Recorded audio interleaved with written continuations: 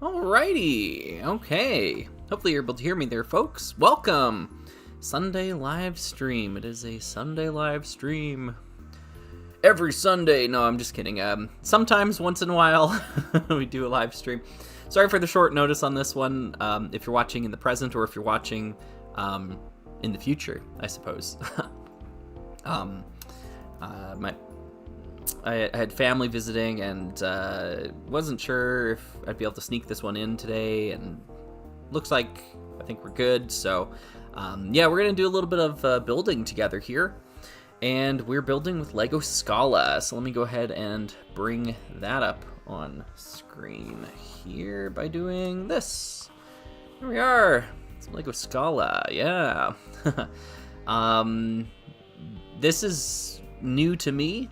This is actually a Lego theme I have zero experience with. Zero. I have built zero Lego Scala sets before. I have two of them. This is one, and this is two. 3152 and 3151. So we're gonna be building both of them. This one is actually sealed, which is really cool. I figured we'd start with the one that's already opened. This one I bought with the box, but it's already been opened before and played with and whatnot. Yeah, before we get into that, we should probably make sure everything's in working order. Is everyone able to hear me okay? I'm sure people would chime in and say like, hey, no, I can't hear you. Anything like that. I know the colors are kind of wonky on the camera as well here too. It really likes the color red for whatever reason, so it picks up these fuchsias and the red obviously, and it just like makes them pop. There's not a whole lot I can do about that. The option would be to kind of like switch the colors more so like off, so it becomes really desaturated. So I don't know. Everything is sounding and looking good. Well, thank you. Okay. Yeah, pretty unknown theme, I agree. Let's see. I could play with the camera settings. This is, you know, if you've watched Slugger's live streams before, you know that this is to be expected. We mess with the camera controls until we find something that's a little bit less awful than what Slugger initially set up. Yeah, see, it's the white balance. Okay, so this is where we're at here, but if I move it over to here, you see how it just like warps all the colors? Like, I feel like it just drains the life out of everything. So it's either that or it's that. Okay, so let's say the colorful look, that's A, and the desaturated look, which is this one, that's B. So if you could just quickly let me know what you'd prefer, A or B, and we will proceed with that choice, either A or B. So what you're looking at right now is B, and this is what A looks like.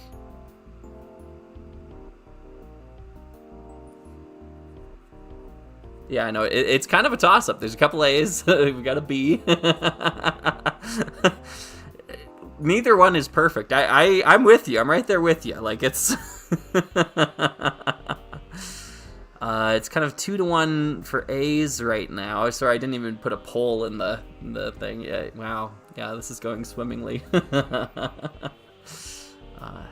Yeah, indifferent, both are fine. Looks like the preference is for A. Yeah. I mean,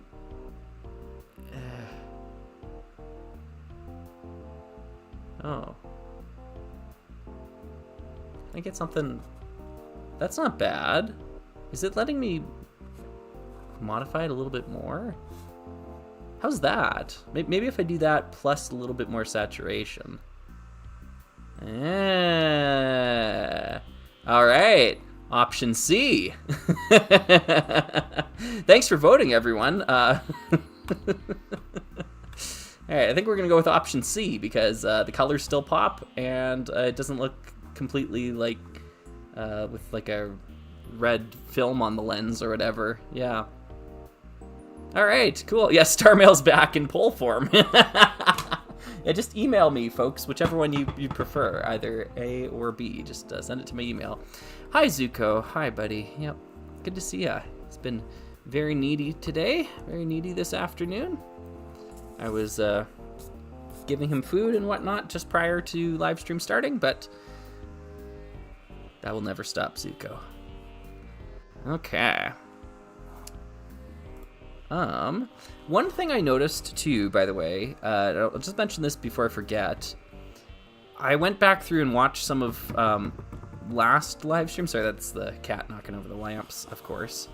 And I noticed that I missed a lot of questions. I missed a ton of questions from people, and I couldn't believe it because they were using the tag like @RRSlugger, and it should pop up on my screen, and it does. But when I'm doing this, my eyes are most, like, let's say 90% of the time, my eyes are out here, and they're not looking at what you see over there on the screen, what you see, the chat, right? And so during that 10% of the time, I look over and I try to grab something that grabs my attention, and I talk about that, and then it takes me 3 minutes to talk about whatever question was asked. And in those 3 minutes, there's been like 4 or 5 other questions or other things that have been asked and have passed through the ether. So all I'm saying is I apologize. I can't quite get to everybody's questions, but don't be discouraged. If I missed your question, it's not because I saw it and decided not to answer it. It's because I just didn't see it. You feel free to re-ask it for as long as you have patience. And using the @RRSlugger is the best way to make it so that I'm more likely to see it. The other thing, though, I'll ask as well, too, is that if you do get a good answer to your question, try to wait a little bit before asking another one so that other people have a chance to get a question answered as well, too. I think that's fair, right? So don't try to hog the @RRSlugger. But yeah, if there is a question that's asked that I don't want to answer, I will say that. So don't assume that I read your thing and decided not to answer it, or I decided to skip your name or whatever, right? I will audibly tell you if I've decided to do that, because sometimes I do get questions that I'd prefer not to answer. It happens, right? It happens. Okay, yeah. Slugger hates us, confirmed. You know how it is, Gata, you know. All right, so let's see here. Remember to use yeah, and there's no dots and there's no spaces. It's just @RRSlugger. If you have a question, exclamation mark, enter. It's tough to type from this angle, and we are going to pin that message so that hopefully more people see it. Yeah. Okay, good stuff. All right, so this is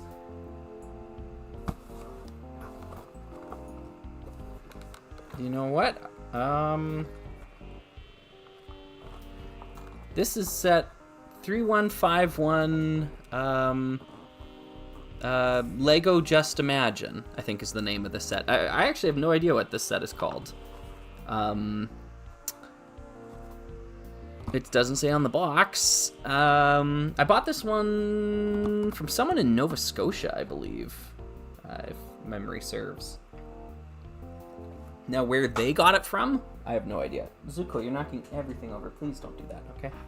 All right, let's go. Bye-bye. Thank you, sir. All right. Yeah. Like, I'm assuming, because the character's name is Emma, it's probably Emma's ski adventure or something. But, yeah, oh, and he's already knocked all the lamps out of whack, too, here. Sorry. There we go. Lighting's a little bit better. There. Good. Let's see here. Oh, sorry, I'm already missing some questions. Adrian was asking, have you listened to The Pretty Things? Highly recommend their albums SF, Sorrow, and Parachute. The Pretty Things being a band, I'm unfamiliar. I haven't heard them, but I will keep my ears open. Kansas, USA was asking, wondering when we're going to get another Orient Expedition retrospective video. Yeah, no, I've actually decided I'm going to cancel this. No, I'm just kidding. Sorry. After the summer. So there's basically one big video remaining, which is the Dragon Fortress. The script is bordering on 10 pages long. It's probably going to be the longest script I've ever penned for a video on my channel. And just, it's such an intricate, highly detailed video that it's going to take some time. I wasn't able to get it done before the summer, unfortunately, and it'll just have to wait till after the summer. I promise, though, I won't start another retrospective series until I finish that one. So, yeah, that's the best ETA I can give. Thanks for your patience, though. Yeah, H Bomber, hey, good to see ya. I got logged out of my Chrome since Google's AI doesn't think I look like an adult, so I'm using an alt account. Oh no, that's unfortunate. The AI overlords, they come for all of us. Hey, Paleozoic, good to see ya. Hello. Blobby, hi. Watching this in a hotel room with my girlfriend. Who's getting to see it for the first time in person over 2 years. We both love your videos. Oh, nice. Can you say something nice to her? Well, hello. It's good to have you here. Thank you very much. 2 years of watching me talk about Legos is, I mean, that's something. I appreciate the support. Thank you for that. And I hope you enjoy your time together. Okay. So, Mr. Zuko, are you going to let us get started? We're going to open up this set. I don't actually know what it's called, but we're going to go ahead and get into it. Hit the bricks. Hello from Wisconsin. Yeah, hello. Okay. All right. Let's see what we have in here. Whoa. Ooh, that's exciting. Okay. That's exciting. Alright, bye-bye. Looks like it's all here, at the very least. Okay, that looks like most of the pieces. That's the Galador. Then we got some foam bits. Something that looks like a compass. I'm sure there's something that goes with that. Looks like a bracelet or something. There you go, bud. Zuko likes to chew on plastic bags. Okay, this is something. Hey, Donovich. How is that one big SOS video that will torture you to make going along? I like how coy we're being about the subject, and I appreciate that. The script is making some progress. No progress on photography yet, but yeah, I've got a couple of pages of script done for it. It'll be a while. I think a few weeks before that one's ready. What's this character's name again? Is it Emma? I thought it was Emma. Yeah, okay, this is Emma. So this is Emma. I don't know what I'm exactly trying to show off here. I guess we'll zoom in. Everyone can see Emma a little bit closer. Zoom. Okay. So yeah, this is Emma. I don't know what, I mean, she's got mitts and a parka and lots of hair. I don't know how you're supposed to fit the hair under the hood. I don't know why they gave her a hood. I don't think you can just tie it back or whatever. Maybe you can stuff it in under the hood. Yeah, that's not bad, I guess. Yeah. Under the jacket, she's got a turtleneck. Looks like a vest of some kind. And I think if we take the jacket off, we'll be able to see the articulation of the arms a little bit better. Yeah, there we go. So you can actually see the different joint. Thank you, Zuko. All right, go on, little buddy. Thank you. You can actually see the little joints here a little bit easier. I think the cats came back the very next day. Yeah, I need to be into the hair, hey. Okay. So no wrist articulation, and there isn't really like it's a bend at the elbow. It's not a rotation at the elbow. The shoulders feel universal though. You can go in and out and up and down. That's like a hinge and a swivel or whatever. Not sure if that answers anyone's burning questions about how Scala figures are posed.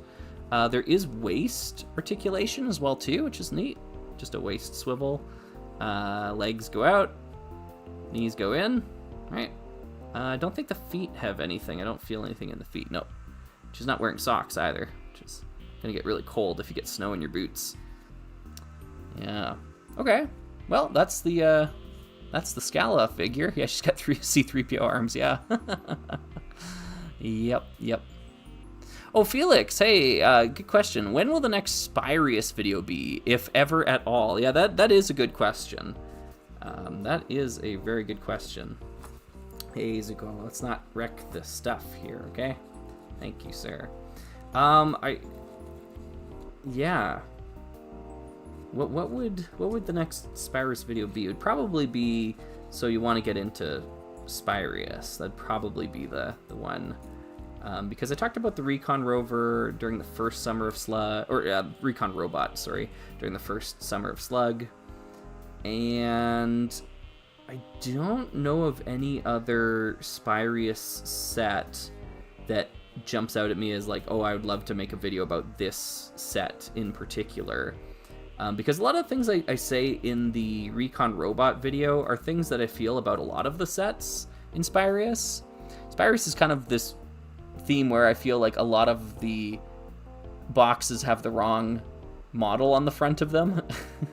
And I feel like there are alternate builds that are better than the main builds in a few sets. So I kind of cover that in the Recon Robot video, and I feel like I'd just be repeating myself if I make a video for, I don't know, the Robo Guardian or whatever it's called, the big one with the arms that fall, because I feel the same way for that set too, where I think there's some alternate builds that just make better use of the pieces. The one Spyrius set that I really love is Saucer Centurion. That one's great. And I'm actually pretty fond of the base set, whatever the asteroid space base thing is. I quite like that one. But I couldn't see myself making videos for either of those sets individually. So that kind of narrows it down. Hey, it like Spyrius figures at least keep showing up in a lot of Slugger videos, so that'll continue. But a Spyrius themed video would probably have to be, so you want to get into Lego Spyrius, where I talk about the whole series altogether. And who knows the ETA on that? That's a tough one to gauge. I don't know what order we should go into all of this. Like, there's so much here. What is this? It's a Decor magazine number 16. It's got like a cardboard front to it. It's got a dog wearing a felt thing. It's got pictures of fashion and dogs. And dogs and fashion.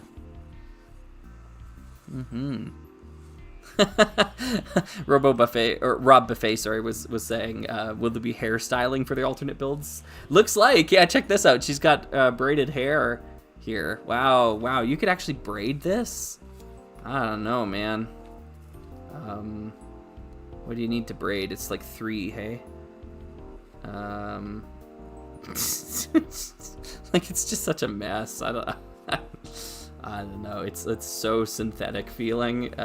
It's kind of gross, honestly. So, I think we'll leave that alone. We won't braid her hair. Yeah. All right, Zuko.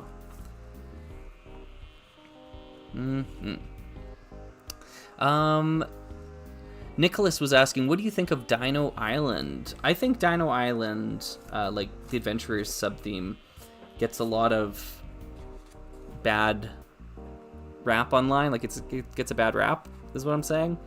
I think it's a lot better than folks often make it out to be. I don't know if it's necessarily my favorite of the Adventurers sub-themes. I think the only thing holding it back is that it's going up against the other Adventurers sub-themes. I think that's really it. And so many of those sub-themes are just so fantastic. I will say, though, that in my return to looking at Orient Expedition in my adulthood, I suppose. I think Orient Expedition isn't as good as I remembered it. It's still very good, but it isn't as good. And I think Dino Island is way better than I remembered it. So there's a little bit of that going on. I just thought I'd zoom the camera in here too, folks, so you can kind of see the pictures a little bit better. I don't entirely get what I'm looking at here, if I'm being perfectly honest. I think it's just showing you things you can do with the set. Like you can put the boots on the dog. That's cute. You can put like a little coat on the dog. That's cute. You can give a bone to the dog. Or, no, you can't. I don't think the set comes with a bone. You can plan your trip with the dog. That's cute. You can draw a map. So it's kind of like giving you some ideas on what you could do to expand the play from beyond what's just in the box here. You can make a little fort with the dog. That's cute. You can sleep in a tent with the dog. That's cute. Right? You can braid your hair, and there's a dog. That's cute. You kind of get the idea. Oh, you can tourniquet the dog's leg after it gets caught in a bear trap. That's cute. Wow. Okay. You can play cards with your friend and a dog. That's cute. It's got all these cards here. Are these something that came with it? They look like they got the Scala branding on the back of them. I don't understand.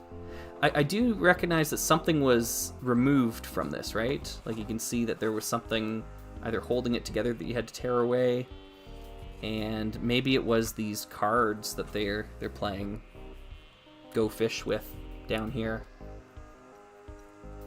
I don't know. I don't understand. But anyways, that's the magazine. This is the instruction book. And I guess we'll start getting into that. Why not? I'm going to zoom it out a little bit more, maybe out to here. Okay. Open that up. Paleozoic Bricks was asking, what other tabletop game do you play, RPG or war game? It's Heroescape or Bust for me, basically. I play D&D 5th edition too. I guess that counts.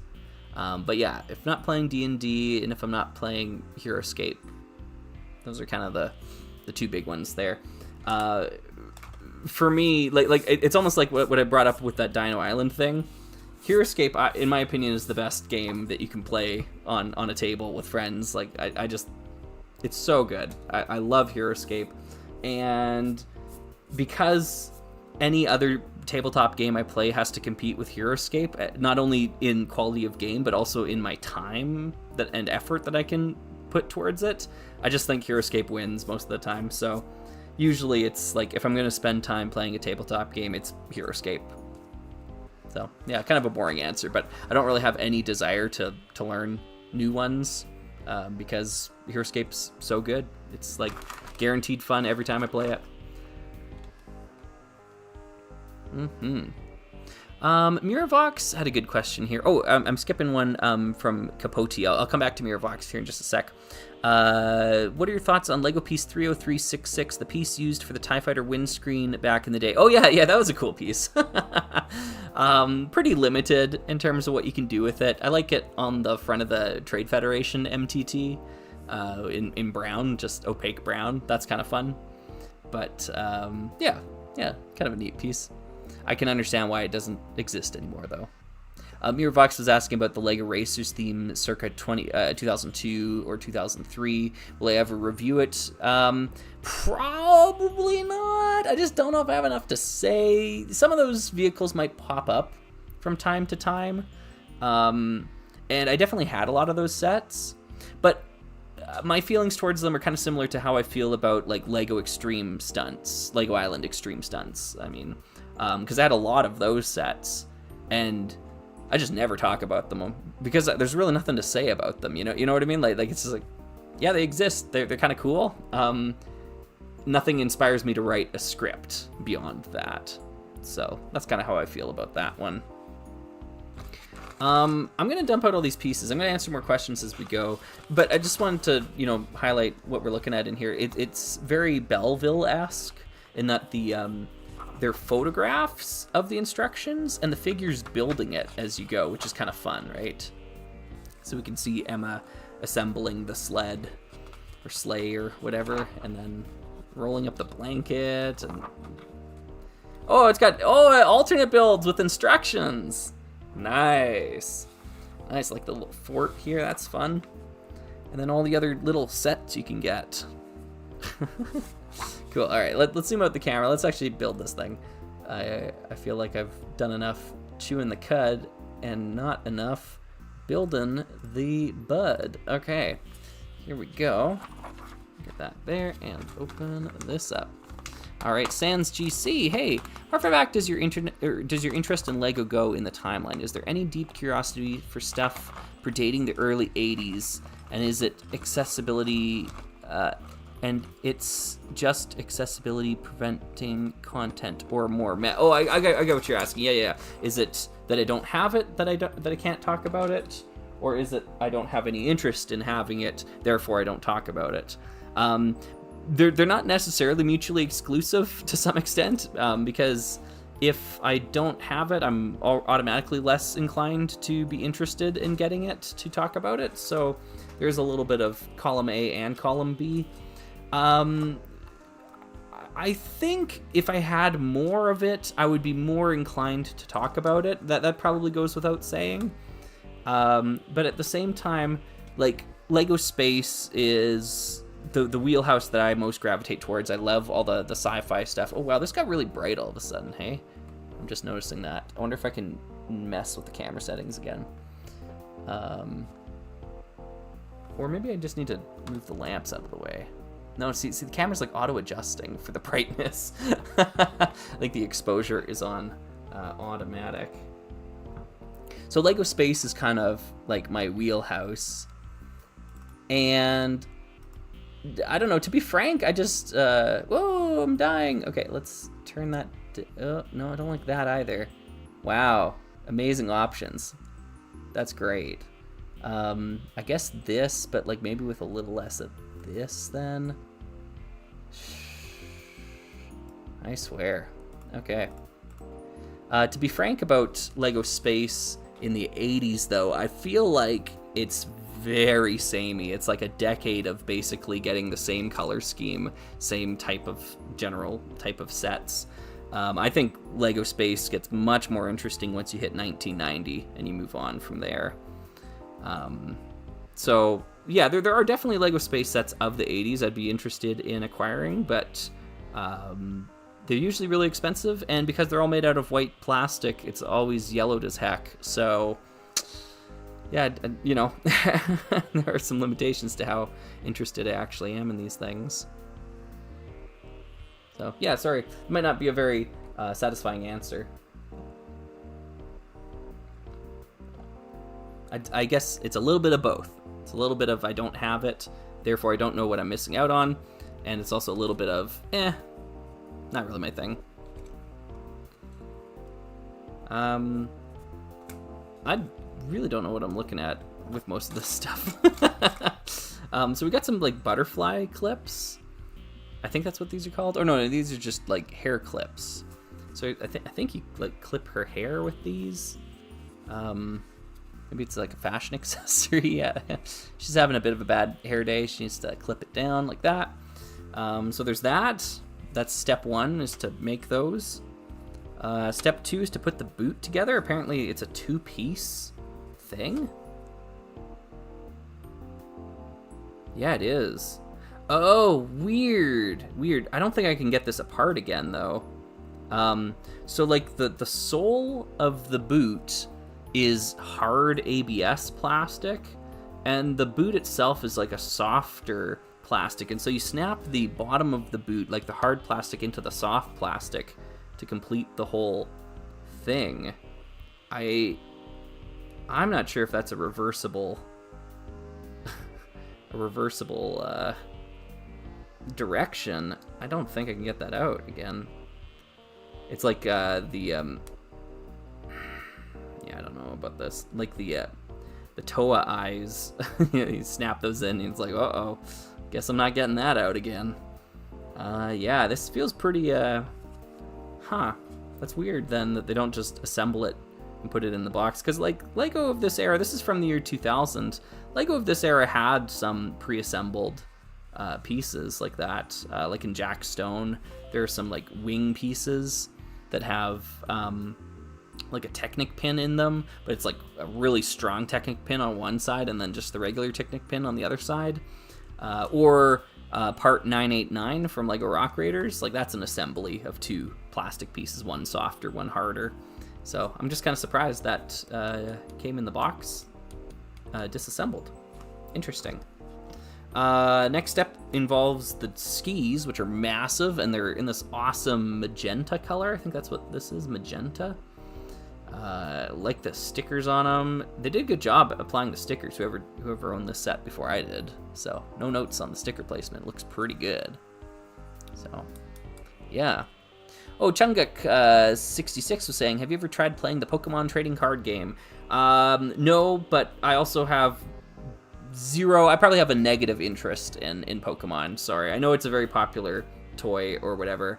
I personally, honestly, just don't understand the appeal of it. I don't get it. I don't understand what people see in Pokemon. It's kind of like I think other people are crazy sort of thing. Maybe it's just I don't like the art style of it. I don't know, but yeah, sorry. It's definitely not in my wheelhouse. Let's see here. Sans GC was saying, no, it was actually more in general. Oh, okay, gotcha. And just in space, your coverage on Lego is far away my favorite. Seeing you take on lesser known things is always inspiring. Oh, well, thank you. Sorry, I kind of read through that there. No, I get what you mean then. Yeah. Mm-hmm.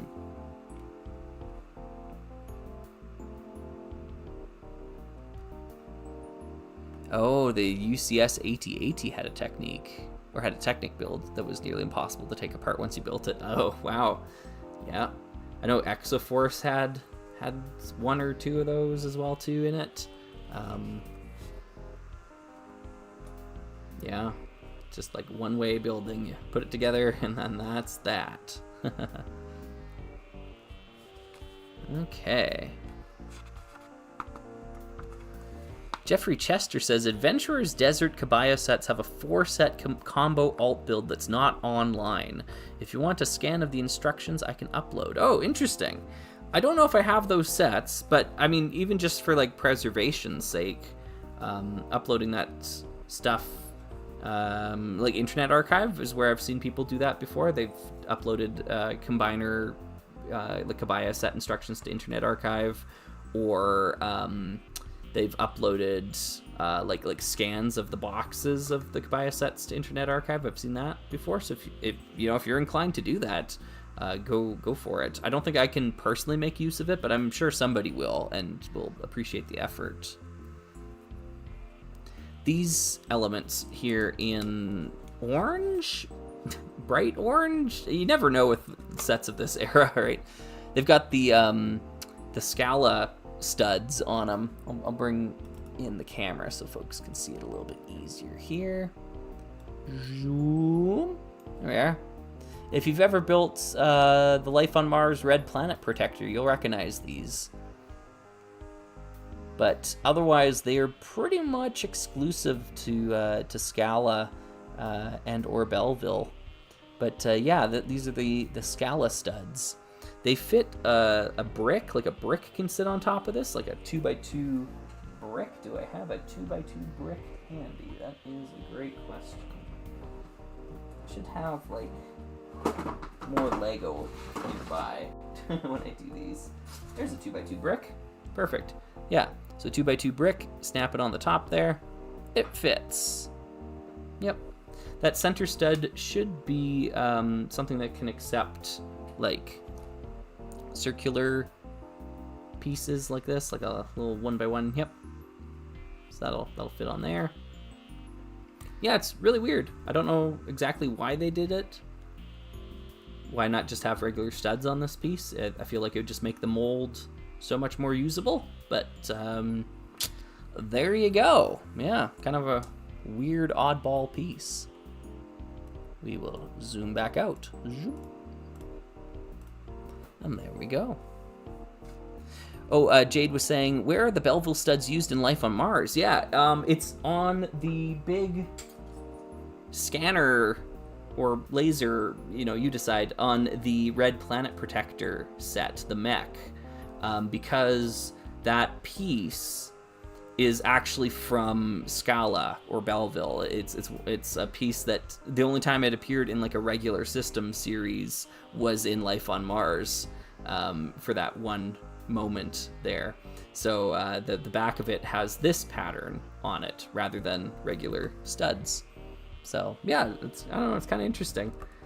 Always confused me as a kid. I was like, what the heck is this piece? Why does it have this on the other side of it? Like, didn't make a lot of sense. But yeah. Oh, nice. Science camp, Vimesy. Nice. Oh, good. Probably doing some marine biology stuff in science camp, I hope. That's awesome. Very nice.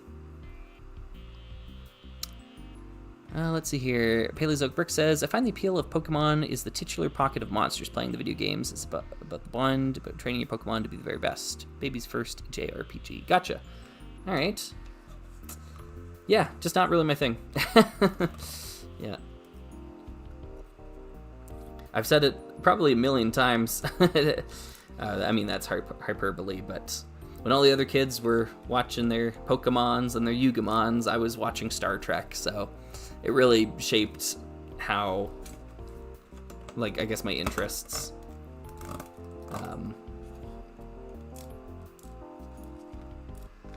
Yeah.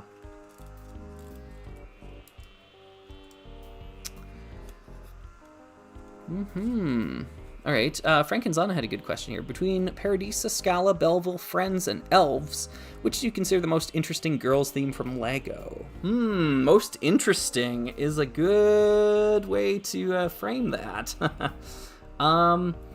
If I had to choose best, I think Friends takes it. No questions asked, because Friends is just prolific.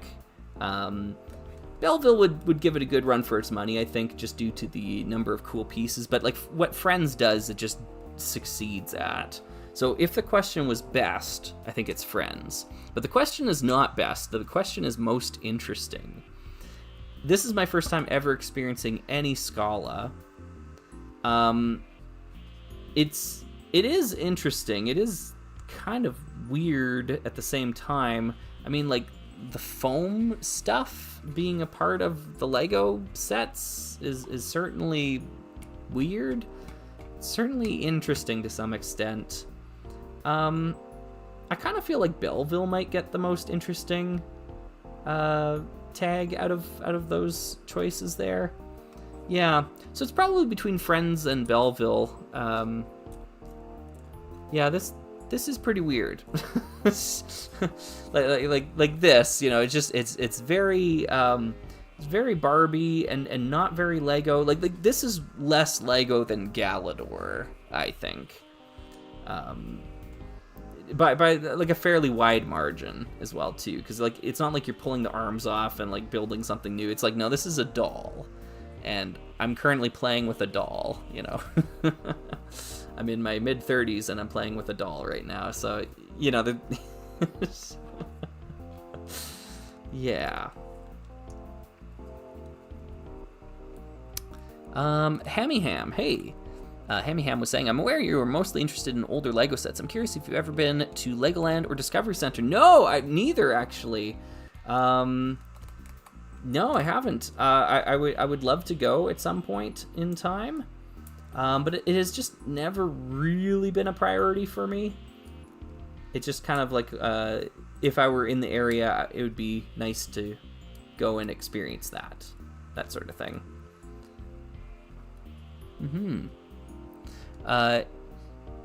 Adriano was saying, when do you think Lego's nostalgia bait era will end? Probably never. Now, to be fair, I think the Lego group shows a huge amount of restraint in how often they play on people's nostalgia for older Lego themes. I think they display so much restraint, because like when you compare it to so many other toys and games and movies and media or whatever, I just feel like Lego is quite often like not giving the fans what they want. Like I saw what was it, like the Tom Holland Spider-Man 3, like the third one. I can't remember them all. Like there's Homecoming, I think it's Far From Home, and then No Way Home. Is maybe I got that right? I saw I don't know. I saw all three of them. Really liked the first one. Loved the second one. And when I went and saw the third one, I just wanted to like vomit in the theater. Like I thought the movie was just trash, and it just fell over backwards trying to give the fans what they want. And I don't think Lego's like anywhere in the solar system compared to that sort of stuff. So yeah, I don't know. I get it. I get that they're often, tugging at our nostalgia strings or whatever, but I think compared to other properties out there, no, I think they're doing okay.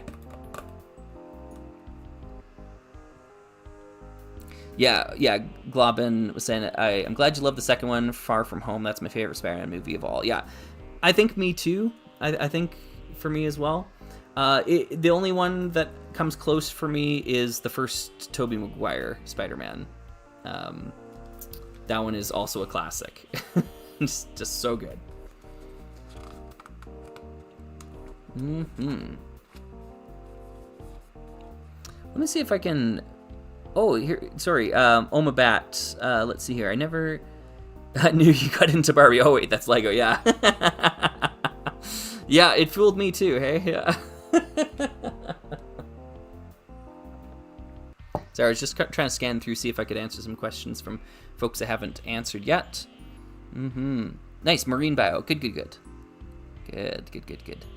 Endangered starfish recovery work. That's awesome. Very good.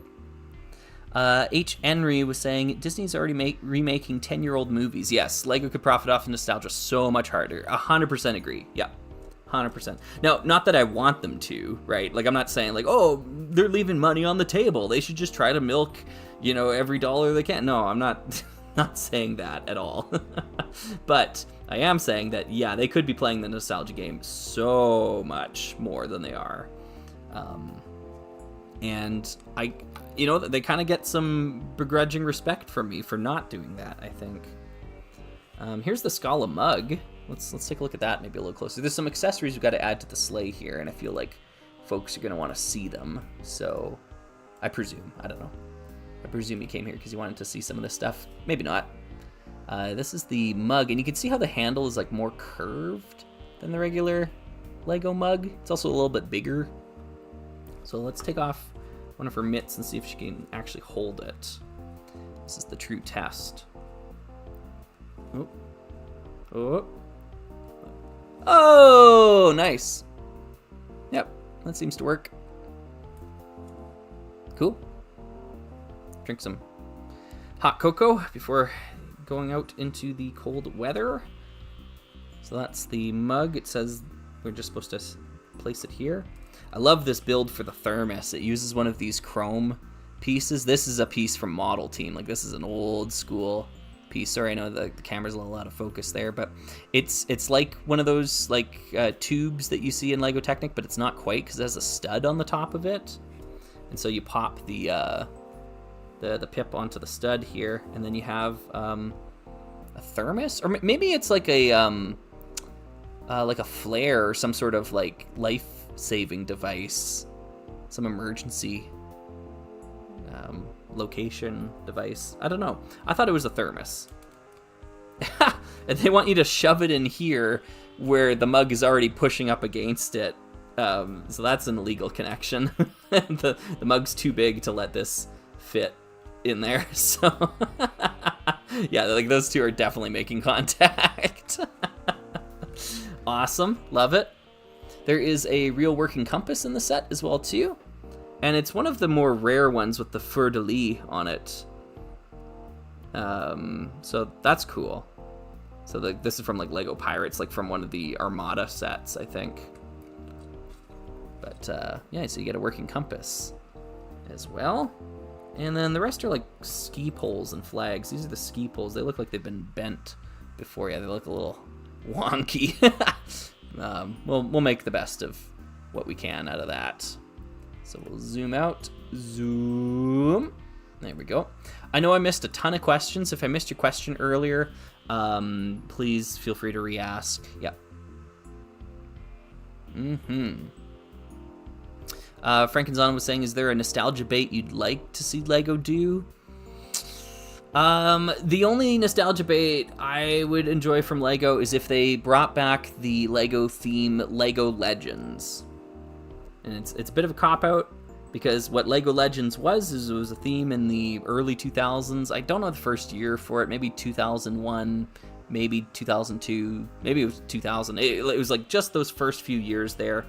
And all they did is they basically reprinted older sets. And I had a bunch of them, honestly.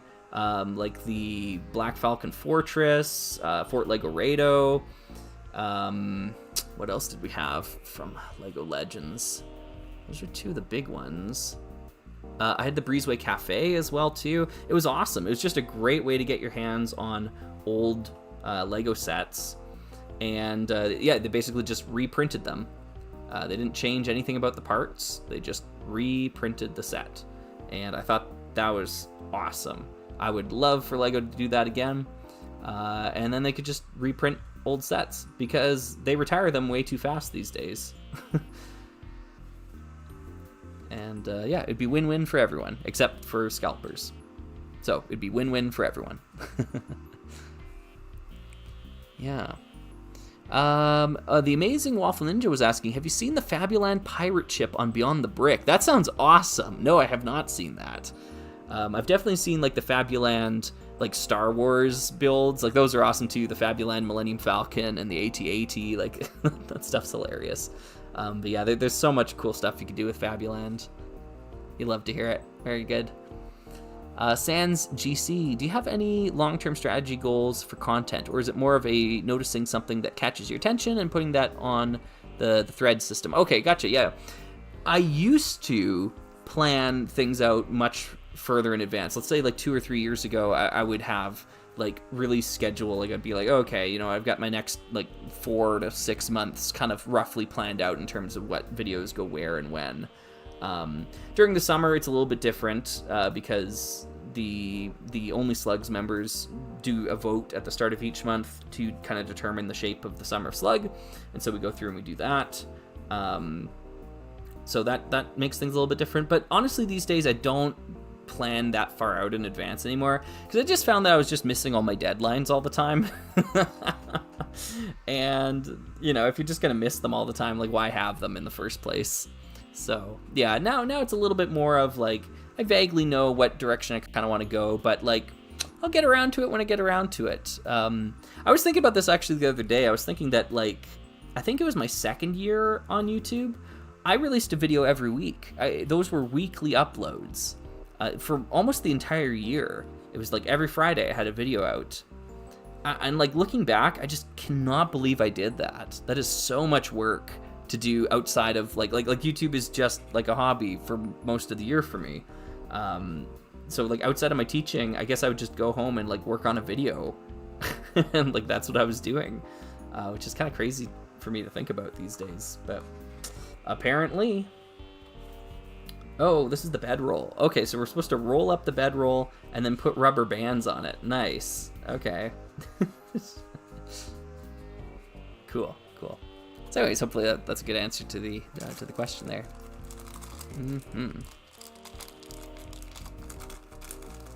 Paleozoic Bricks was saying, what if it's Lego Legends, but it was all remakes instead of reprints? Yeah, sadly, they could never do so again with the destruction of parts molds. Yeah, well, they'd have to remake the molds, is I guess what I'm arguing. I'm not saying it's realistic. I don't think Lego would ever do Lego Legends again. But the question earlier was, what would be the one thing I would welcome? And, like, that's the one thing I would welcome, like, in terms of nostalgia bait, is Lego Legends. Yeah. Not realistic. They'll never do it. And so, therefore, I don't want them to do any nostalgia bait Lego stuff. There we go. Okay, those are some really tight elastic bands. Let's hope they hold up, but that's our bedroll. That's pretty good. And then we're just supposed to, like, pile everything on, I guess. Yeah, you put the bedroll on. It's supposed to have a butterfly clip on it too. Why not? There's all these accessories. Where do you put the accessories then? It just... It has like a bubble here with all the different accessories. Here they are. There's like shampoo or soap maybe. Oh, this is soap. Yeah, soap dispenser. It's like hair product stuff. This is a razor for shaving. Oh, maybe put these in the backpack. All right. They're travel supplies. They go in the pouch in the backpack. Backpack's got a lot of pouches. Wow, this sucks. All right. Okay. This is supposed to get pulled, and the dog... Oh, the doggy sits in the sled. That's cute. That's kind of cute. Capote, hey, we all know that your least favorite Lego theme is Rock Raiders. Ha! Oh, no, sorry, your favorite Lego theme is Rock Raiders. Sorry, I misread that. What about your least favorite Lego theme? Well, gee, yeah. It's kind of hard to say, because the only reason I talk about the Lego themes that I do is because they're the ones I have experience with. And so it's entirely possible that there's a Lego theme out there that I just don't have experience with that I wouldn't enjoy in the slightest. But because I don't have experience with it, I don't feel qualified to like weigh in on it, if that makes sense. I don't want to, speak poorly of something that I haven't experienced. So the closest thing I can give to that answer then is probably Mars Mission, Lego Mars Mission. I bought 7 sets from that series, and I think all of them were pretty bad in a lot of ways. And I actually responded to a comment recently on that video that I made about Lego Mars Mission, where the person was saying, like, whoa, why'd you get all the bad sets from this series? Why didn't you buy any of the good ones? And I kind of had to point out, saying, like, well, excuse me, I bought 7 sets from this series. If you're telling me that if I go into this series and I buy 7 sets and not one of them is any good, like, you still want to defend that as, like, the theme is good? No, the theme is bad at that point. There's no other Lego Space theme out there where you can buy 7 random sets and hit duds every single time, So, yeah, it might be Mars Mission. I also just don't like what Mars Mission represents. To me, it's kind of the death of Lego Space, just because... It came about, like, it came out when I was phasing out of Lego, and I just saw it as a pale imitation of Life on Mars. It took everything that Life on Mars did well and just did it much worse. And, yeah, it kind of felt like kind of like a betrayal to the ethos of Life on Mars. Like the essence of what Life on Mars was trying to, communicate. Like this coexistence sort of thing. And then Mars Mission comes along and it's just like, nah, kill him. So, yeah. I think Mars Mission is a lot worse than people give it credit for. So, I think that's probably my answer. But if you had to press me on it, there's like I would way rather play with a Mars Mission set than, like, I don't know, Lego Marvel, DC, I don't know, Lego FIFA, Lego One Piece, Lego, like any of those, like, branded things. Like, I just want nothing to do with them. Mars Mission's way better than any of the licensed themes, in my opinion, like, at least in terms of my interests. But in terms of the themes that I actually have built, that I've actually had some experience with, that I went in with, like, I'm gonna try this out, see if it actually is as good as people say it is, It is not. It is not. Yeah. So, yeah. Sup?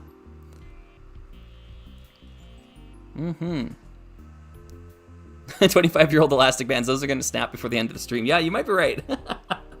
We're gonna have to see if that happens. Oh, it looks like I was supposed to put this clip on the other side here too. Okay, so this is Scala. I've got to assume that if I were... How does this thing move? I guess you just...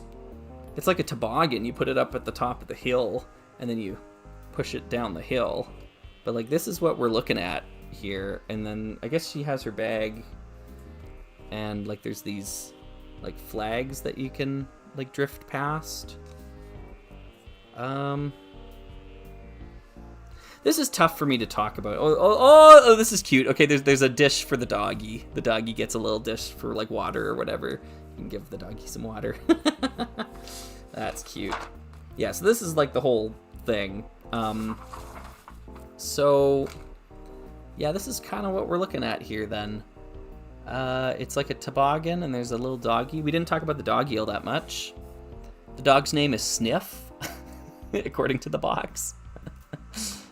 Which is cute. I think that's a cute name for a dog. Hey, Sniff. This is Sniff, the dog.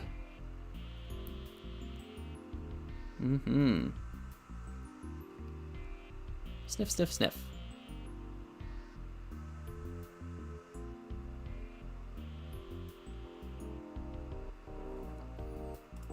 Yep. Do. Yeah, hello everyone. Hello, good to see you. Yeah. Oh, nice. Elias was saying, turns out I want to get into Rock Raiders. Haha, nice. I've been buying lots of figs and parts for Mox and getting a Chrome Crusher for a reasonable price. Thanks for the inspiration. That's awesome. Very good. Yeah. And Paleozoic Brick saying, you pretty much bought all the bad sets. Yeah, well, that's what I said. Yep, didn't buy anything from Mark Stafford. Oh, okay, gotcha. Well, I mean... Sucks to suck. Mars mission, yeah, maybe there's a couple of good sets in there. Doesn't fix the problem with the theme. We got to go on. How good is the best set on average? But I mean, that's my opinion. But I did get some other sets recommended to me by other people, and I kind of looked at them. I'm like, I don't know. I don't know if that set's much better. Like the one that got recommended the most was the transforming flyer thing. Like it's a tank sometimes, or it transforms into a plane. But like the pilot's got to like lay horizontally down in it in order to fit into the cockpit, and they have no controls. I'm like, come on, this is Yeah.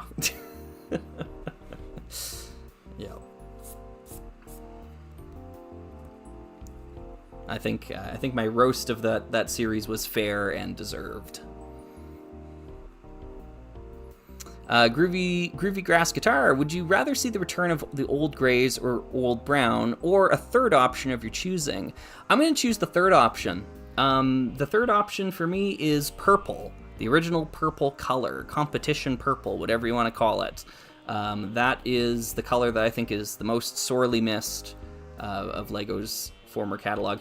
I guess other than, trans neon orange, trans neon green, those colors too. But I mean, LEGO just got rid of them, so they're not going to bring those ones back anytime soon. Purple's got a higher probability though, because it was like the partner color with dark turquoise. They were peas of a pod. So, yeah. Nick's on was saying, what colors do you think have better names by LEGO than what Bricklink gave them? I don't think any of them do.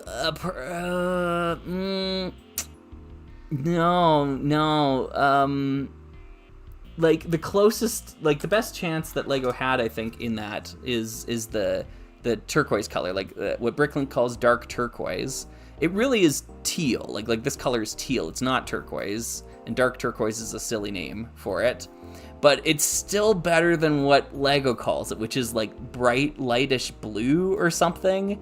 Bright lightish green, bright bluish green or something like that. Like that's a bogus name too. So I'd rather call it dark turquoise, even though like teal is what it should be called, right? So neither one of them get it right, but I think Bricklink gets it wrong less than LEGO. Beyond that, no, I think Bricklink color names are often a lot better than the LEGO internal color names. But yeah. When was Competition Purple retired? Like 2004? I don't think it survived the color purge. There's 75 Scala sets? Oh, that's crazy. That's crazy. Yeah. Yeah, okay, I get what you're saying there, Paleozoic Bricks. Yeah. I agree. And, like, I mean, that Ultra Drill Walker looks awesome, but, like, that's the diamond in the rough. That set is good. And that's it, right? You know, so like we got to stop saying that Mars Mission is amazing because of one set or something that, you know, Mark Stafford made. We got to stop saying that. Got to cut it out. It's bogus. Okay, we built the thing. I don't really know what else to do with it. I think this is the thing. I am so incredibly far from the target demographic on this. I really am kind of at a loss as to what I'm supposed to say about it. Which is bad news. I need to do something. There's this cool thing. I think what you're supposed to do is you're supposed to put the compass in it, and it becomes like a full-sized compass. That's kind of neat. So you take the little Lego compass and you like shove it in to the hole. Yeah, I think we can shove the anti-stud through. Yeah, there we go. Yeah, that's cool. And now we have a people compass, a full-sized people compass. Oh, G.I. Joe was asking thoughts on Aqua Raiders 2007. You know what? Unfortunately, kind of similar to my thoughts on Mars Mission, also 2007, I think. Yeah, it was just another theme that came out during that time that I looked at and I was like, well, this is just Aqua Raiders but worse. Like, you know, or Aqua Zone from the 90s but worse. Lego kind of really had it in for that for a little while there. Like, it kind of felt like they were running out of ideas, I guess. Like, you had your Power Miners, you had your Mars Mission, you had your Aqua Raiders, like, all back to back to back, and these were just kind of retreads of something that happened before. In the case of Power Miners, I think they did enough different with it that, like, it's a worthy spiritual successor. I think much less so with Aqua Raiders and especially Mars Mission. Aqua Raiders did have the brick-built sea creatures, which was a nice point of differentiation. Brick-built sea creatures aren't really my thing. Brick-built animals aren't really my thing. So for those folks that really like that stuff, I'm sure you have a much higher opinion of Aqua Raiders 2007 than I do. But for me, it's like Yellow Submarines again, you know? So it's like, you know. It was all right, but not really my thing. Okay. Ooh, Nix, that's a great question. What are your specifications for a rare part? Yeah, because, you know, like when I have that thing that pops up on the screen that says rare part or whatever, how do I determine that? Mostly vibes, if I'm honest. Basically, I go through a set, like if I were to talk about this in a video, I would look up the part inventory on Bricklink. I'd scroll through, visually look at all the parts, and then I would like open a new tab for any of the parts that I felt like looked rare, like I didn't recognize them from a lot of sets, and then I'd look and see how many sets they appeared in. If they appear in one set, and like this is the set, then they are set exclusive, right? That's an easy one. But if they appear in like 2 to like, let's say like 5, maybe 6 sets, like, and I mean like real sets, like actual retail releases, not your the factory floor clearing bundles of bricks or whatever, or poly bags or this or that or whatever, if it only appeared in a few handful of things that were like real boxed sets, then I usually give it the rare part tag, and then sometimes I talk about it. Sometimes I don't, though. There are a lot of sets I've gone through where I didn't make mention of every single set exclusive piece, or didn't make mention of every single rare part, simply because, at the end of the day, I'm trying to communicate, I'm trying to create a script with flow and purpose to it, right? And we don't need to pull the car over every single time we come to a piece that is a little out of the ordinary, just to mention, oh, this is a little out of the ordinary, and let's get back on the road again, right? So sometimes I knowingly omit this sort of stuff. I never claim to do a full breakdown of every single piece in a set. It's not really what I'm doing, but sometimes it's useful to talk about those things because it gives you something to talk about. But when sets have so many things already to talk about, I just try to focus on what I find is more important. Yeah, so that's how I do it. I get that question a lot, honestly. Folks are like, well, how do you know that these parts are rare? How do you know that they're set exclusive? I'm like, well, I check. And I just visually go through and kind of look at them all and decide, oh, yeah, that one looks rare. That looks kind of interesting. If I were to do it with this set, I'd probably look up the skis. I would look up the magenta plates here. I would look up those weird orange bench-looking pieces things. Those look like they'd be rare. I'd look up the magenta 1x8s. Actually, no, maybe I wouldn't, because magenta is a color that's since come back. Or actually, no, it was never retired. It's one that somehow survived the color purge, which I think is really cool. There's obviously set exclusive, the backpack, I'm sure, the jacket, little fabric elements, those sorts of things. Those would be some of my go-to things with this particular set. Maybe the dog dish, or the little flower pieces in dark turquoise. Maybe the dog. Yeah, lots of things to look at.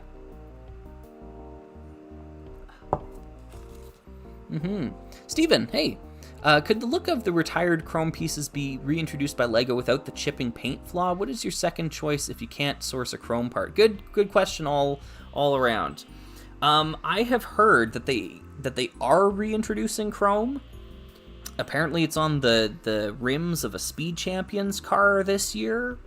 I haven't seen it in person to confirm or deny, but that's the rumor I've heard. Maybe it's correct. So maybe they've already reintroduced it. Usually, if I can't source a chrome part, I go with light gray. It's usually the go-to. That's what they kind of do in Rock Raiders on the Rapid Rider. It's got grills on the side of it that are more than likely supposed to be chrome, but were shipped with light gray instead, probably to save $1 or $2. And yeah, so usually I just use light gray in those instances.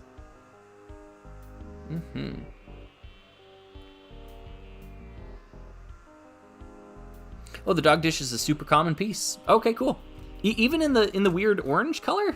That's crazy. Yeah, it's I don't think this is it regular orange?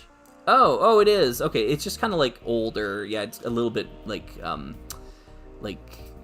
discolored, I suppose, from age. It's not quite the same orange as this, but it should be just regular orange. And yeah, okay, I could see that getting used in other places. Okay, yeah, so that's Scala. Okay, let's move that. Let's build another one, because we have two.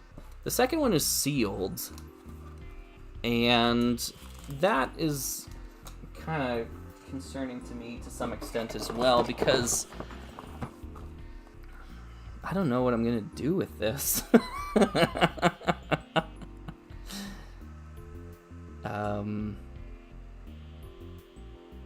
Oh no! Oh no! Oh no! Oh no! Oh no! Oh no! No, no, no, no, no, no, no. No, no, no. Oh no. The baby has a teepee and a headdress with a feather in it. Oh no. That's not a good look, Lego. This came out, what, year 2000? Yeah. Yikes. Okay. Well, we're in for some fun time with Thomas. Thomas is the little kid here. Yikes. Oh, Bagia. I hope I'm pronouncing that correct. Favorite Bionicle character? That's a great question. Let me think on that.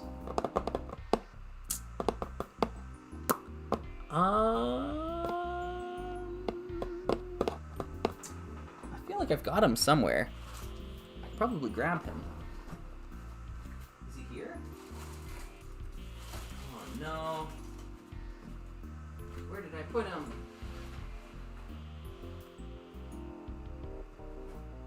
Is he in here? I moved him and I lost him. Alright, this guy will have to do.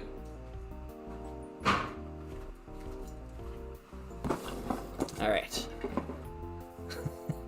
This is Blaster. No, sorry. I'm being silly right now, but yeah. This is my favorite Throwbot, but that's not your question. No, actually, this is not my favorite Throwbot. It's one of my favorites. Flare is my favorite Throwbot. Your question was, what's my favorite Bionicle? And I was looking for him. He's the little Matoran with the purple mask, purple feet. I want to say Naparu? Onipu? Something like that?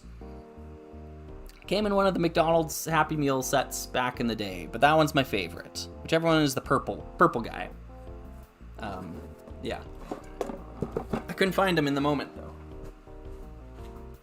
I used to just have him sitting, like, right here. So, obviously, I moved him, and I put him somewhere. Somewhere safe, of course, right? It's always like, oh, I better put this somewhere where I'll be able to find him later. And then, of course, you just can never find him later. Yeah. Onipu. Onipu. Nice. Sweet. Okay, cool. Yeah, that's the one. Yeah, and he's purple. It's awesome. And I really wish they would have carried that purple forward into Bionicle in the later years. So, yeah. Oh yes, Nix was saying, have you seen the other two Bionicle movies, Legends of Metronui and Web of Shadows? Yes, I have. I own them on VHS, I think. Yeah. It's been many moons since I saw them. Many moons. Yeah. Mantis Face was saying, wasn't at the screen when he was repeating, oh no, to see the TV. Oh, just how it's No. I get what you mean, but no, there's something horrible waiting for us inside this box. Yeah, this set looks profoundly disappointing from the outside. It looks like most of the set is made of foam, like foam materials, and I don't know if that's my thing. The foam stuff, I noticed on the bottom here, it says the textiles were made in China, the foam materials were made in Taiwan, which is interesting. But I guess we're gonna open this up. I bought it sealed not that long ago. I don't know, it was like $40. It's pretty cheap for a sealed set. But like, no one's keeping this. Like, no one's collecting Thomas's Playroom. Like, it's like, yeah, let's get into it. Alright, the value! Oh no, but the value! And then like a bunch of spiders come crawling out. Wow, okay. Interesting. Weird. Okay. There's a lot of weird looking bits. There's a naked baby. There's foam and plastic. Oh, you gotta punch them all out. Holy moly, what is this?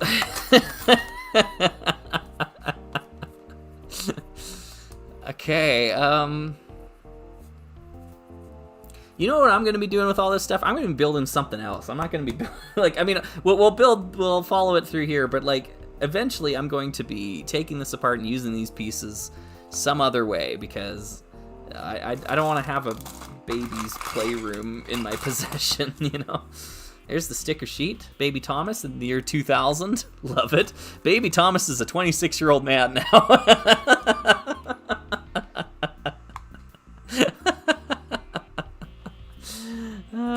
It's crazy. Oh, nice. I like getting the book. That's cool. Oh, they want me to put stickers on it, though. I don't want to do that. I want to keep the turquoise book. It's cool. We gotta get some clothes on this baby, though. I'm Oh, okay, there's the clothes. It's this giant piece. Wow. Wow, not a stud in sight. Incredible, incredible. Okay, I don't even know where to begin here, folks. We're gonna zoom in the camera so at least folks can see this a little bit better. Look at this. It's just like a plastic toy chair. It doesn't even like feel like Lego, like plastic. It's like thinner, I suppose. Like, yeah, it's not quite the like ABS that you'd come to expect. If I squeeze these legs, they just snap right off. Yeah, it feels cheap. Okay, so there's that. There's this thing, which is obviously a shelving unit of some kind. We're gonna fit like shelves in here. And then something fits on top. Like, oh, those are studs. Oh, those are studs up on top there. What do I have to connect to them? We'll just grab another Lego piece here. 2x2 again, yeah. Oh yeah, those are studs. Wow. Okay. Will this fit? Of course it will. Wow. Oh, okay. Oh, and then the whole brick fits inside that one. Cool. And then this one, it should just be the studs that fit. Huh. This is something. What do we got on the back? What is this? I don't even know what I'm looking at, man.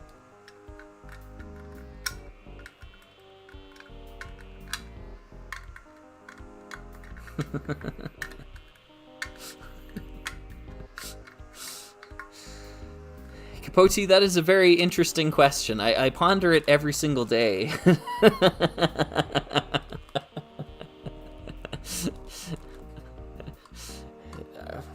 Sometimes, you know, like sometimes I have those moments where I just kind of like think about, man, this is really, this is my life now, isn't it? You know, no, I jest, but yeah, I mean, they were doing so many wacky things back then. Having, you know, a single color only used for a single piece in a single Duplo set doesn't even faze me anymore. It's crazy, hey? Yeah.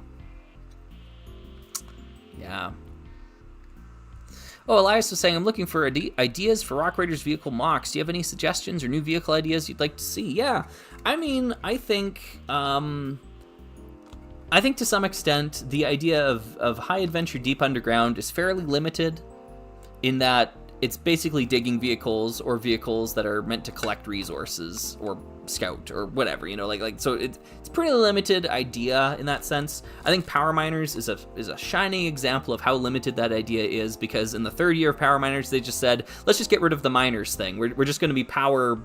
We're power now because we're no longer digging. There's no more digging in Power Miners in the third year. So they came to that conclusion fairly quickly too. They're like, oh, okay, I guess there isn't anything else we can do with this. So I guess the reason why I bring that up is twofold. I guess first reason is I don't really think there's much missing from the vehicle roster. So that's kind of a shame. But secondly, I don't think you should take the lack of like a missing niche as any indication that you shouldn't, you know, build something, because I think the idea just inherently is kind of limited. And so, you know, Rock Raiders in its first wave, its only wave, does so much, so right, and it's hard to imagine that a Rock Raiders Wave 2 would have been as good as the first wave, I guess is what I'm getting at there. Now, with that being said, I personally feel like there's a lack of water vehicles. They have the Rapid Rider. And that's it. If we look at the video game, they have the cargo carrier. I like that one too. But I feel like there's more that could be done there. So if you want to pursue an avenue, you could pursue that. But yeah, that's kind of the long and short of it, I think. Okay, enough about this. Let's get into this. Let's see what else is in here. Is that ASMR? Love those old bags. I don't use them anymore. We got a hook for shepherding our flock. We've got some table legs that have the Scala studs on the top of them. Glorious, glorious Scala studs. So those obviously will go on the bottom of the tabletop. This tabletop is something that's really cool. It's got tons of studs on the bottom. I think it's 2 plates tall. It looks like it's 2 plates tall. It's not a brick thick, it's 2 plates thick. Crazy. Yeah, crazy, crazy, crazy. Oh yeah, Emerald. Yeah, the attack catamaran. Yeah. There's that too, I guess, from concept stuff. There's a bag of junk in here. Red wheels though, with white tires. That's kind of cool. A couple of plates, bips and bobs and things. Got another one of those bracelets. Oh, I didn't put the other bracelet on. I don't think it'll fit over my wrist though. Oh, that's funny. So the other set we opened today wasn't sealed, but this item still is sealed. So no one thought it was useful to open this up and play with it at any point in time. I'm inclined to agree. All right, let's get some of these other big items out here. Sorry, I'll clear the background a little bit more.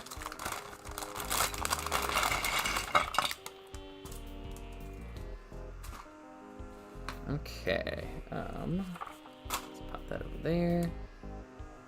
Just gonna do this so I can actually see the screen a little bit better. There we are. Here's our baby Thomas.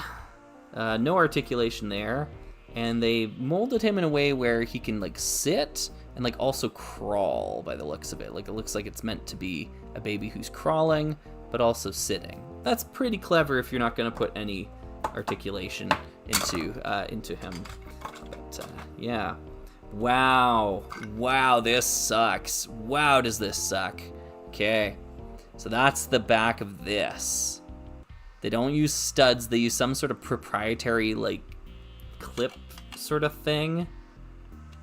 Yeah, you just, like, push them together. Wow, that sucks. That's terrible.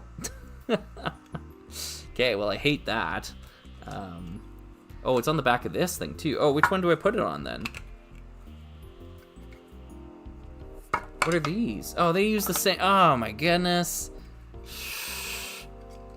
Wow. Wow.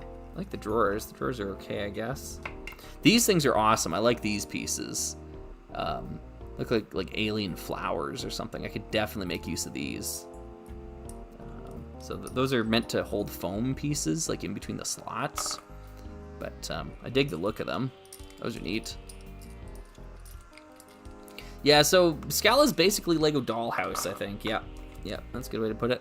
This is a Scala plate of some kind as well, too. It looks like it'll fit over top of... Yeah, okay, so it fits over top of studs.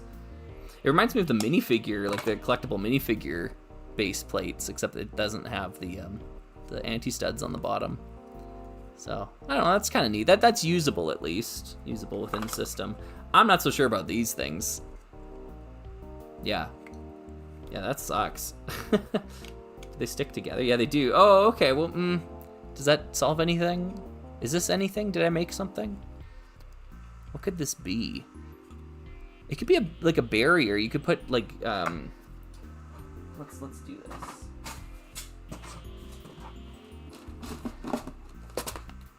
Like you could put these things on it, right? Eh? Is that something? It's not nothing. That's okay. That's okay. That's an okay use.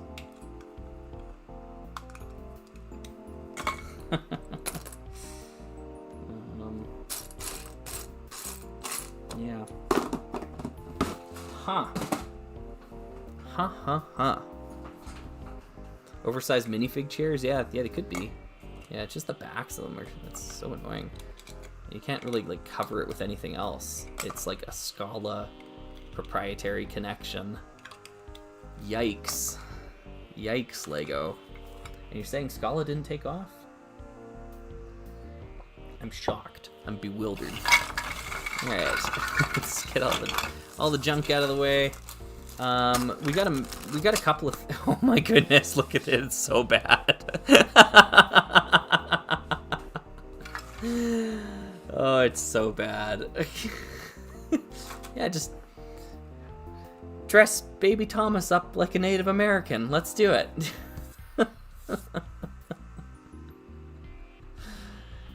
What were they thinking? Insanity. Okay. Oh my, what is this? Oh, dear goodness.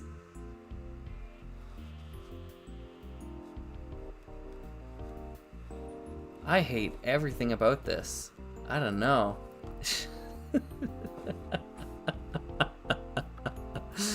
Yeah, I feel like my brain's melting watching this. You can make a watch out of the time and the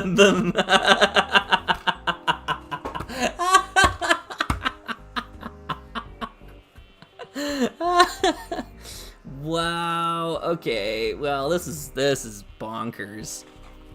Wow. What have we gone into? Oh no! Oh, no. Wait. Oh no! It's a piece. The Indian headdress. Look at this. Oh my god. Oh no! That's not just an alternate build. Like, you are supposed to wrap him up in a teepee and like at 9:20, you know, he's supposed to go ahead and start playing Cowboys and Indians. Wow, that is so messed up. So messed up. Oh wait, no, which one's the hour hand here? Or I guess this is at 3:45. Okay, yeah. Sorry, I got the minute and the hour hand mixed up. That makes more sense, I suppose. That's usually when babies are supposed to play. And here he is again. Yeah, he's got the headband and the feather. Oh no! It just gets worse. Lego, this is 21st century Lego. What are we doing? It's showing you how to make the teepee.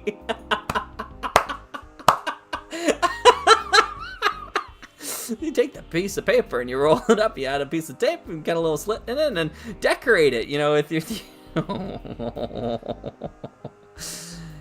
Yeah, this is really something. Okay, this is normal. Oh, phew. All right. Wow. Okay. Oh, there's more things to punch out over here. Yuck. Yuck. I do not like this. Oh, I see. It's like a matching game. Like where we have the. Oh, sorry. You can't see this.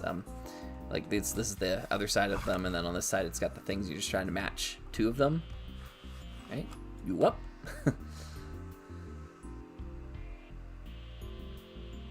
Stop it! You're mocking me! You know, as you flip them over.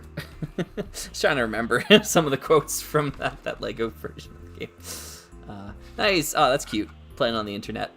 Yep. Playing on the internet with your friend and the cat. Cute.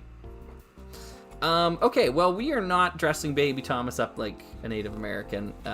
We're just gonna pretend this doesn't exist. We're just gonna go to the instruction book instead. And, yeah. Yeah, that got pretty rough for 2000s Lego. That to me is just insane. The year 2000, we're still doing that? Crazy. That is crazy, man.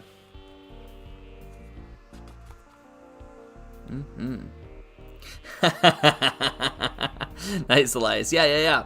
I like the Ramones quite a bit. I'm not super familiar with them. SLUG. I actually don't know if that's a real song or if you are making reference to the song RAMONES.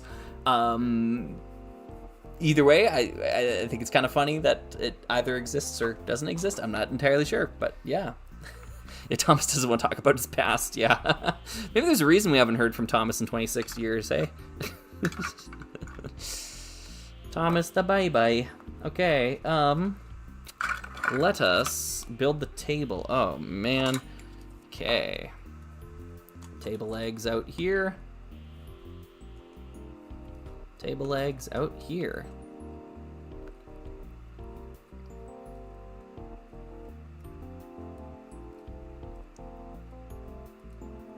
Oh, Globin was saying, have you seen the brand new Star Trek set? If so, what are your thoughts? I'm someone who really likes modern Lego building, and even I think the build is quite over-engineered. Interesting. Okay.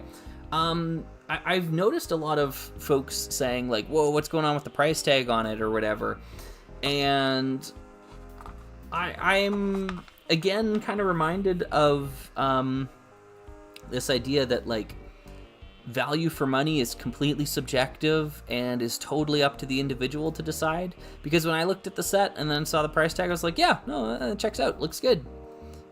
You know, thumbs up. So maybe it's just because it plays to something that I think is, you know, interesting or whatever to me. Yeah, I mean, it is a lot of pieces. They were obviously trying to get up to the 1701 part count. That much is evident. But, yeah, I didn't notice anything, like, overtly terrible or negative about it, personally. I haven't looked at it that closely, though, either. It's just not something that is especially exciting to me. Wow, look at all the foam bits. I don't know. Yeah, you can't really see them on camera there, but like you gotta punch out all the foam pieces. There's so much foam in this. Wow, maybe this is the our Slugger Must Suffer video. And then you gotta punch out the little holes, and then you gotta keep track of those because you don't want those going into a cat. That would be bad. So, what am I going to do with them? I think I'll keep them in the drawer. Let's keep visual tabs on them. Yeah. Frankenstein was asking, aside from the Bionicle video games, are there any sources of Bionicle lore from Mont Nui you'd recommend? I'd like to get to know the original Toa better. Well, probably like the comics. That'd be my prime source of lore, like the Lego magazine, like comics. Oh, speaking of cats, hey, Zuko. I think those would be my number one recommendation. I'm not sure if I'm supposed to use the lime ones here, these bright lime pieces, or the yellow ones. I can't really tell from the instructions. They kind of look yellow, they kind of look lime. Oh no, the lime ones are on the plants. Okay, we'll use the yellow ones now then. Okay. Hello, Zuko. Hello. Yes, hello. I kind of don't want you sitting on those foam pieces. Sorry, buddy. Yeah. Sorry. Thank you, sir. Thank you. Okay. Sorry, we had a small visit from the cat. He'll be back. He's always back. Yeah. Slugger stream on my day off. Nice and weekly. Yeah.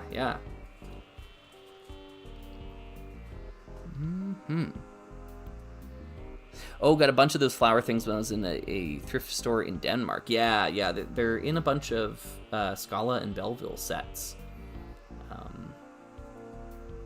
And kind of like nowhere else.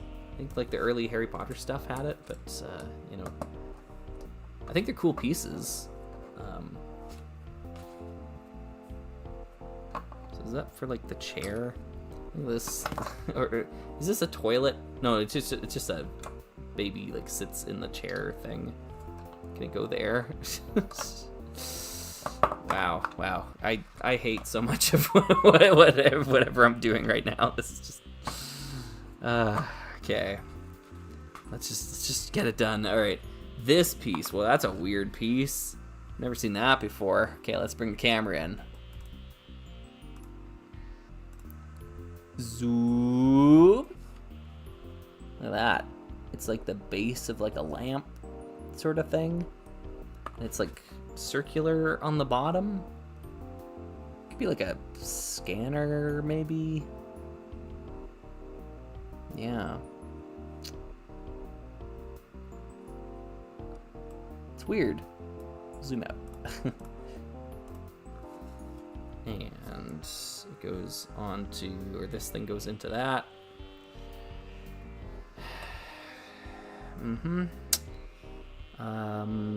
I guess this is supposed to be orange. It doesn't look orange in the instructions. It's kind of all I've got, though. It's supposed to be orange, and then is this supposed to be yellow or is it green? I think it's yellow. Yeah, I think it's this thing, this big splat-looking thing. So we're gonna punch that out. Oh man.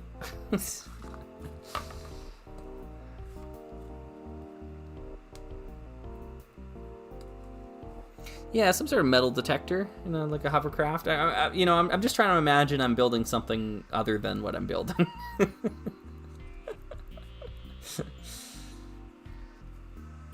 Yeah. Okay, we made the thing. You know, what is it? A shower, a light, a flower. Is it like a giant flower? It doesn't. Oh, it doesn't even stand up. Come on. Oh, it goes on the table. Oh, okay, that's why it doesn't stand up. All right. Let's put it up there. Oh, yes, this makes so much more sense. Oh, it's a mobile. That's what it is. It doesn't really spin, but it's supposed to be a mobile for the baby. For the baby. All right.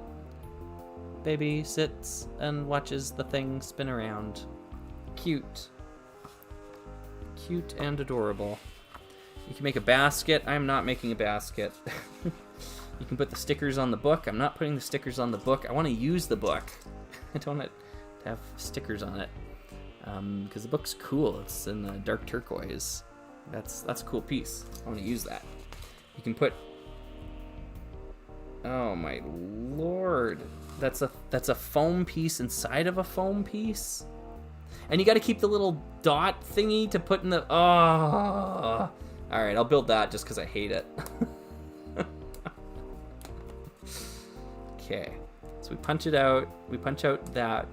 We retain the little dot, the tiny little dot. We don't retain that piece. And then we find a matching star thing. We remove the little dot, retain the big star thing, shove it into the foam, and you shove the dot back into the center of it, and that becomes the thing that you stick on the chair. And you shove that into there. Is that correct? That cannot be the correct orientation. Let's do it the other way. Let's try it this way. That works marginally better. Okay. And that's the chair.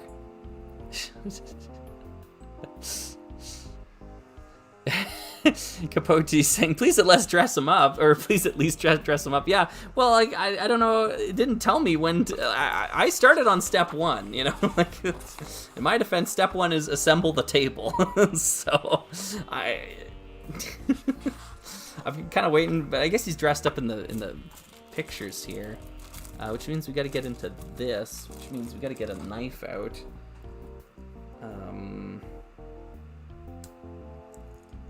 Yeah, this is an our Slugger must suffer, therefore everybody else must suffer kind of video here. Just be wary not to slice my hand open. There we go. All right. That'd be kind of funny, you know, just on live stream. Just ah.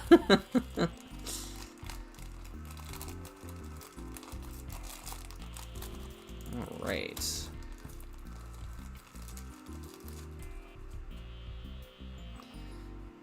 So there's like it feels like a washcloth. I kind of don't want that touching my skin, though. And then there's this. Are these like his pants? I think he goes foot first into them.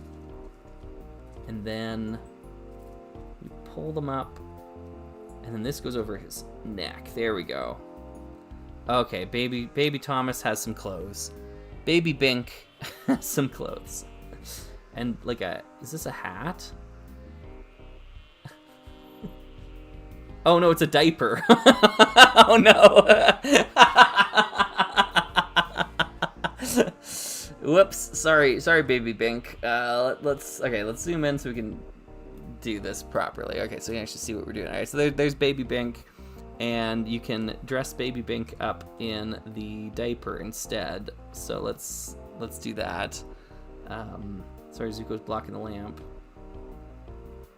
And gotta get it past his little feet. And over his little baby bottom. There we are. Baby Bink in a diaper. Zuko, you're blocking all of the lamps. Time to go. Bye-bye, sir. Bye-bye. I'll talk to you later. Thank you. There we go. Okay.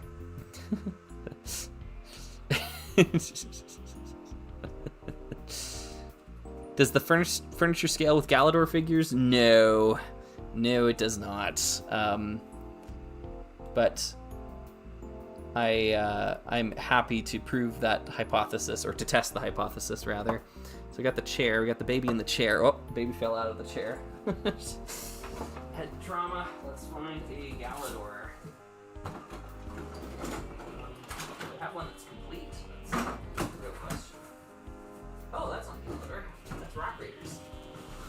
Let's open this box. Is there a Galador that is complete?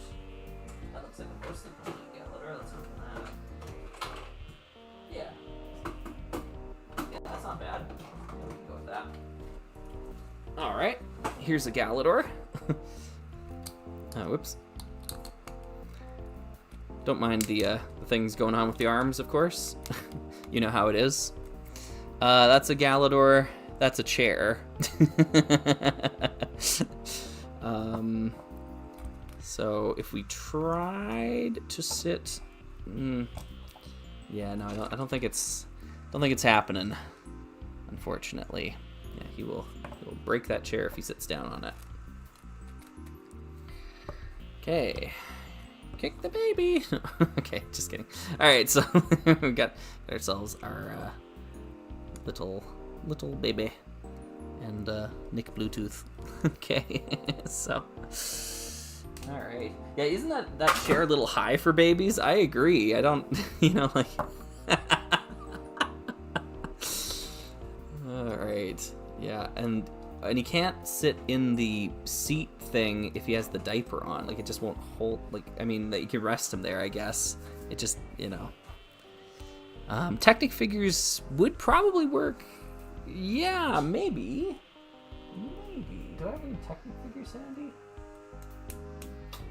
I think. Oh, you know what? I might. Let me look in this bin.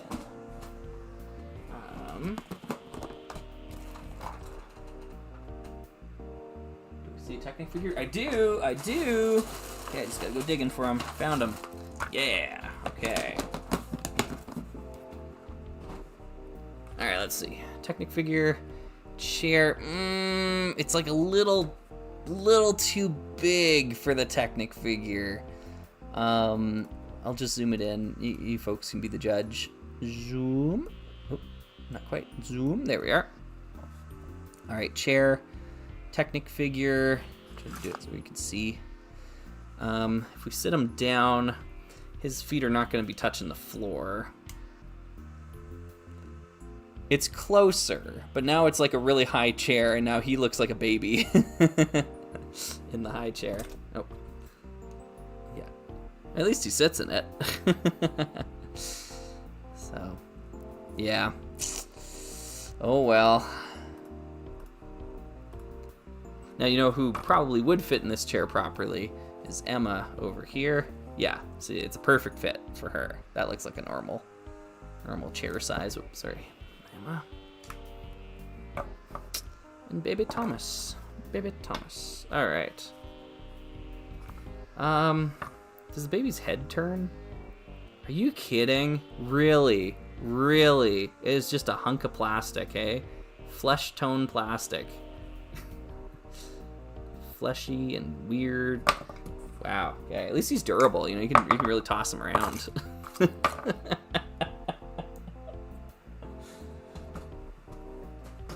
Like, I've got that CMF figure of, like, the test dummy, whatever, right? You know, with the yellow and, like, the caution patterns or whatever. And I used to use that one sometimes for, like, testing out play features and stuff like that. But now that we have Baby Bink here, I don't know if we're gonna ever need to rely on the test dummy figure anymore. So, yeah. The head will turn given enough force. Yeah, maybe. No. We'll snap the neck clean off. Okay, let's build this shelving unit. Let my misery cease. Okay, so... Oh, there's a Lego piece. We'll put that on. And then we got a couple of drawers. Those slot in fairly well. Yep. No problem with that. I think that... Nope, kind of... Oh, never mind. Yeah, they slot in fairly well. Yep. You're supposed to put stickers on. I do not care. We will not be putting those stickers on. Then we have a higher shelf here. And then we get into the weird stuff. Yeah, okay, I gotcha. So this thing goes in the middle and connects the two together using that weird proprietary Scala connection system. So now everything's a bit more secure. And then you have shelves on the back. Of course, the shelf is a different orange than the... Oh, man. And then the top is covered up by this Scala plate. Bada bing, bada bang, you've got a shelf with drawers. Yeah, why would it not just have studs, you know? Like I don't get what was achieved by removing the studs. Yeah. You can build a bracelet. Put the things in the things. There's gotta be more. Yeah, okay. There's like a little... Oh, man. Holy moly. Okay, this is taking something out of me here, folks. I don't know. I'm gonna need like a palette cleanser when we're done this. Like we need to build something like that isn't Scala. There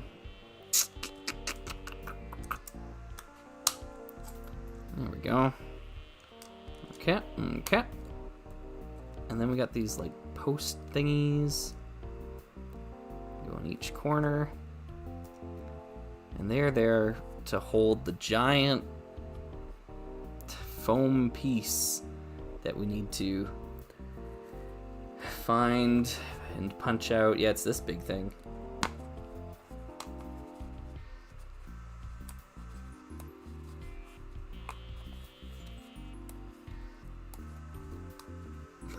Makes you wonder why Lego almost went under. Yeah.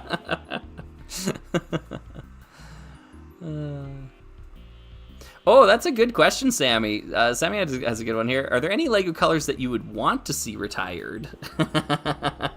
Like ones that I would actually, want to get rid of. Probably trans orange, but it's kind of too late for that now because there's no longer a trans neon orange. But yeah, I think trans orange is a very, very unuseful color in comparison to trans neon orange. I've heard that it's better for turn signals on cars, to which I have to agree. But beyond that, I don't know. Its use case is pretty limited, and yet it has stuck around for far longer than it had any right to, I think. Because it came out in like 2004, I think, was the first year that had trans orange in it. I could be wrong on that, but very close to that, right? The the Alpha Team reboot of that year seemed to feature it pretty heavily. And I kind of looked at it as like a silly color, like you look at some of these colors, like some of these bright light oranges or something like that, like very theme specific, weird kind of color things. I kind of saw it like that. I had no idea it would ever reach the level of prolificness of Trans Neon Orange and then surpass it. So that's unfortunate. Boris is saying, wow, almost missed the stream. Love the intriguing Scala theme. Okay, well, that makes one of us.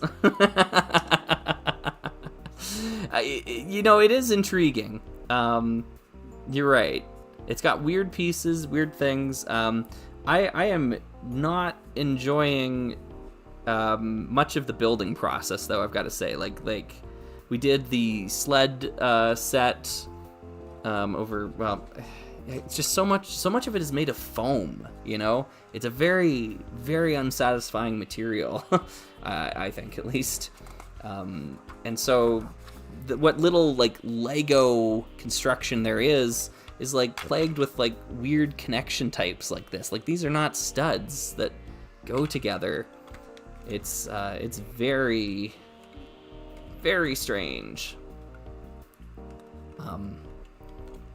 Maybe fascinating at arm's length. Fascinating if you don't have to experience it, I think. But yeah, like just like pressing foam into foam isn't my idea of like why I enjoy building with Lego. So we did the thing. We got to put the steering wheel on. Ooh, that's a cool color for the steering wheel. Yeah, I dig it. Like in an abstract sense, I want to take the steering wheel and do something cool with it. Not this.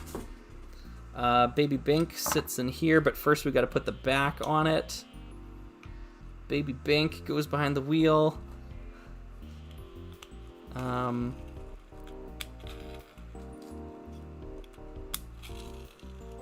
Put the wheels on. The wheels are a cool color.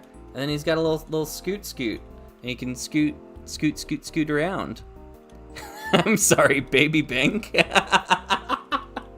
Yeah, I was wondering if folks were picking up the reference there or not.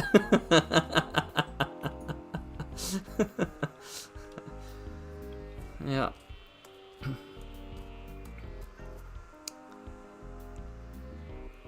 If you want to tell jokes, join the circus. All right, and he's got a hat too. This is actually a piece of Lego. This is wow. Whoops. Oh, we lost it. All right, let's zoom in the camera again here because we might as well investigate it. That's why we're here. That's why we're doing this. So this is the Binkmobile. And this is the Baby Bink hat. Just like goes, oh my gosh, goes on his head. There we are. Bink stay out. Baby stay out. Yeah, yep.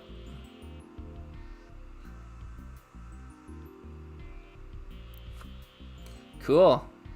Oh yeah, baby. All right, so that's that. Let's zoom that back out again here. And oh my goodness.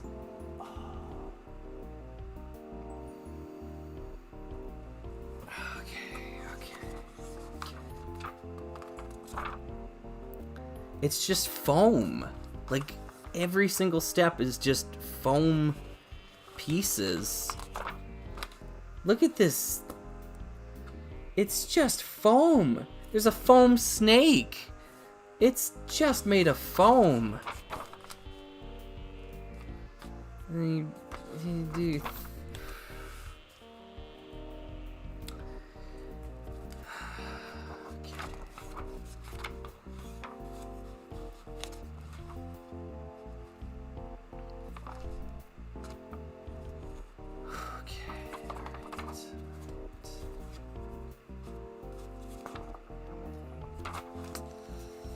Okay. It's just foam. It's not even Lego. It's just made of foam. Oh dear. there's so many of these little fasteners and... You know what? I might have a new answer. You know, so someone asked me the other day what my least favorite building experience was, like, for Lego. And I cited the Fender Stratocaster set. Because when you build that thing, like the guitar itself, like the amp is fun. The amp's great. When you're building the amp, it's awesome because you understand where you are. But when you start building that Stratocaster, all of a sudden you need to rotate it every which way, and the whole build is monochromatic, and there's so many snot techniques that are going this way and that, and you have no idea which way is up. You don't know what part of the instrument you're building. I built something wrong in it. I had to go back several steps and take it apart and retry it again. Like, just misery building that electric guitar. The amp's amazing. The guitar was just misery. This might be my new pick, though. Baby Bink's Day Out, or whatever the set's called. This sucks. I don't know how else to say it here, folks. I'll soldier on just because that's what people want me to do. But I don't think, like, I think if I weren't live streaming right now, I would take apart what I have so far and, like, just part it out, like, use the pieces for something else. I wouldn't continue. It's just foam. Yep. Oat meat. I just tuned in. Why this? Yeah, good question. Good question. That is a great question. I am asking myself that question right now, too. Ah, man. It's just foam.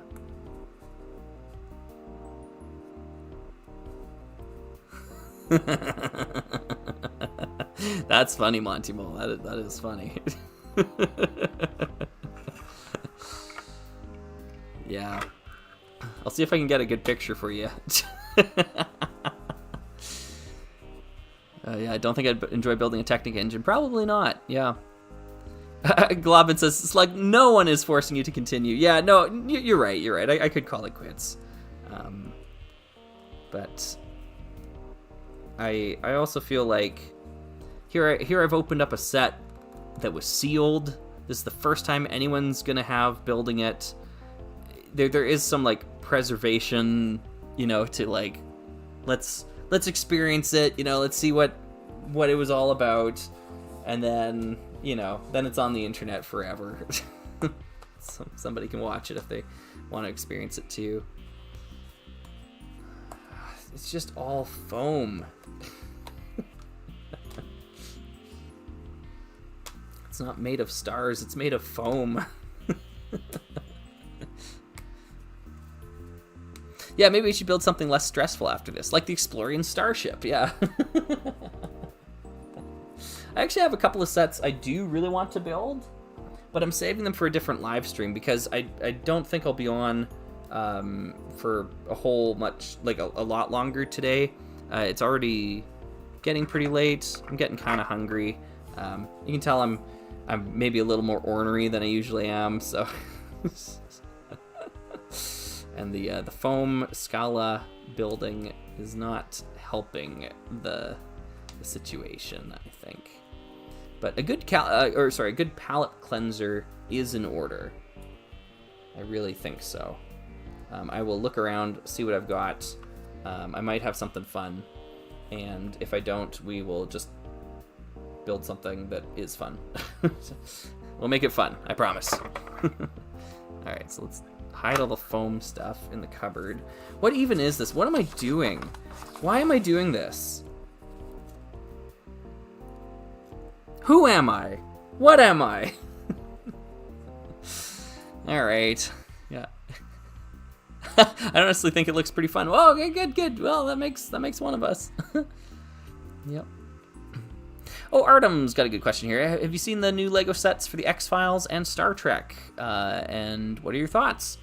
I'm not really, I haven't really watched the X-Files, so I really have no opinion on that. There are some really cool stickers in that set, though. I love the face of Mars they've got. I'm a big fan of that because I'm a big fan of Red Faction, though, and Volition, the company that made Red Faction.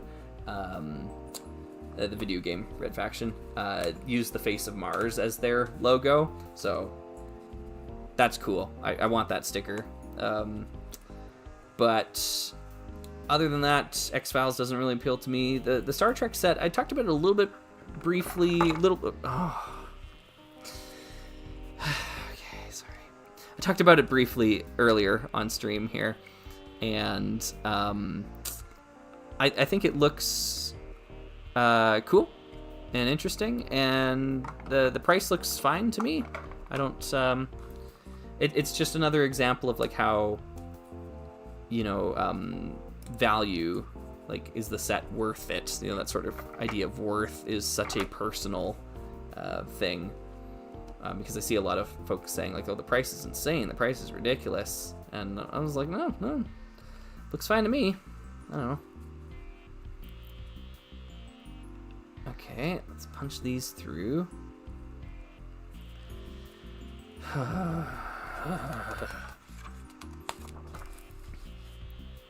Yeah, I never knew that foam would be the mortal enemy of Slug, but here we are. Let me put this all together. Man, I cannot wait until I take this thing apart. I cannot wait. And get to use like these cool Scala pieces, like the bricks, the actual pieces. I get to use them for something that's interesting. Not this. Man, I cannot wait. All right, we're gonna punch that through there. We got a palm tree. There's a banana. A banana. The palm tree has a stalk.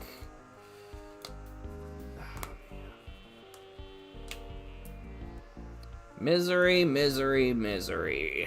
That's what you've chosen. We're not so different, you and I.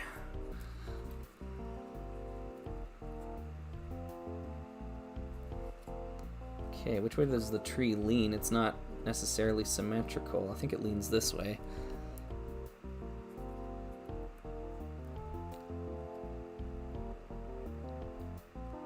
Yeah, critter bugs. I think you're right. Yeah, it does remind you of those foam puzzle pads from kindergarten. Yeah, I agree.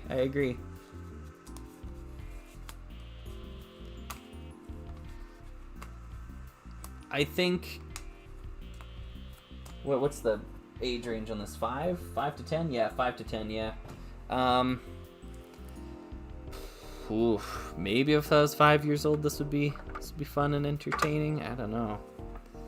Maybe. It's a big maybe.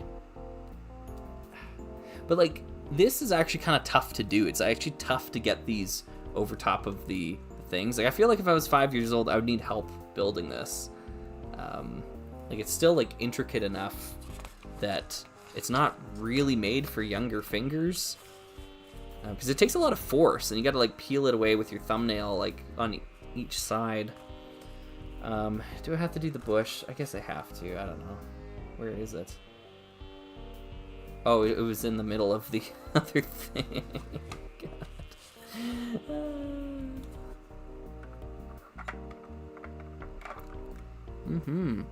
Hey, Village Knows, or Villager Knows, sorry, Villager Knows 27. Hi, do you like ELO the band? I love ELO the band. ELO was my first, like, they were the first music group that I, like, fell in love with as a teenager.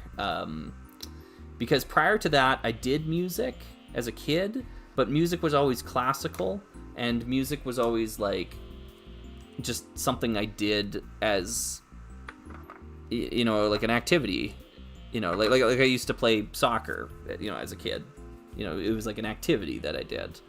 But then once I heard ELO, music became a passion, and it's just so different. It's, you know, all of a sudden I started enjoying music for something other than just an activity to get out of the house, you know. So then all of a sudden, music was like, wow, this is something really cool. I can't wait to continue doing music and learn more about it. Oh my goodness, it is Kyle. Hey, Kyle, are you going to come onto the stream? Yeah, the cats are hungry too, eh? Hi, buddy. Hello. Hello. We got 2 cats in 1 live stream. That's pretty good. That's pretty good. Oatmeek says, did you see the leaked Star Trek set? It's Tasha Yar getting eaten by the muck monster. That's Armus, I'll have you know. The muck monster. Armus. Yep. Yeah, the Star Trek Encyclopedia was one of my favorite books growing up. Can you tell? Daft Punk samples ELO in a few of their most popular songs. I did not know that. That's cool. Yeah, ELO is a great band to sample, and ELO does a lot of sampling themselves, actually. They sample their own stuff in quite a few of their tracks. Like Evil Woman, for example. I think it's got Waterfall, like a reversed element of the string section in Waterfall.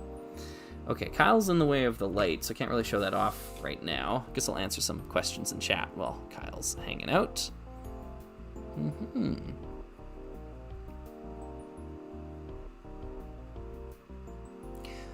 Still Jeff says, my favorite ELO album is Face the Music. That's a good one. That's a good one. I love Fire on High off of that one. And I really like Poker as well, too. That was one of my favorites when I was younger. Even if the lyrics are really cornball and silly, I think it's still a great riff, great tune. So, yeah, that's a good pick. Globin was saying earlier in the stream, you said that Mars Mission was your least favorite LEGO theme. Now that you've built the LEGO Scala set, would you say your answer has changed? That is a really funny question. Well, I've only built 2 Scala sets, and I gotta be honest, I didn't really enjoy building either of them, so you might be right. I mean, it's so tough, though, because Mars Mission, like, wasn't like trying to do something new. Like Mars Mission had, like, at that point in time, what, like 30 years of Lego space like design sensibilities to fall back on, and it still managed to mess it up. That's what's like so shocking to me about Mars Mission, of how like shoddy it is. Like in my mind, easily the worst Lego space theme. Like, it's not even close. And then on top of that, I just don't think it's very good. Whereas Scala's at least like trying a different niche, like trying something new. Like, Scala's got no precedent to build off of, is what I'm trying to get at here. Scala is just like, they're just hacking through the weeds, just trying to come up with something, trying to find El Dorado. Whereas Mars Mission is like on a very, like, it's a trod path. The path has been traveled many times before, and yet it still manages to trip and fall. So I think my answer is still probably Mars Mission, just because I don't respect it. Whereas I can have a little bit of respect for Scala, I think. Good question, though. Groovy Grass Guitar, what would you call the Star Trek equivalent of the Star Wars Glup Sluggo? You know, the real word. Just keeping it PG. Yeah, that's fair. What would you call the Star Trek equivalent of the Star Wars? Oh, I see what you're saying.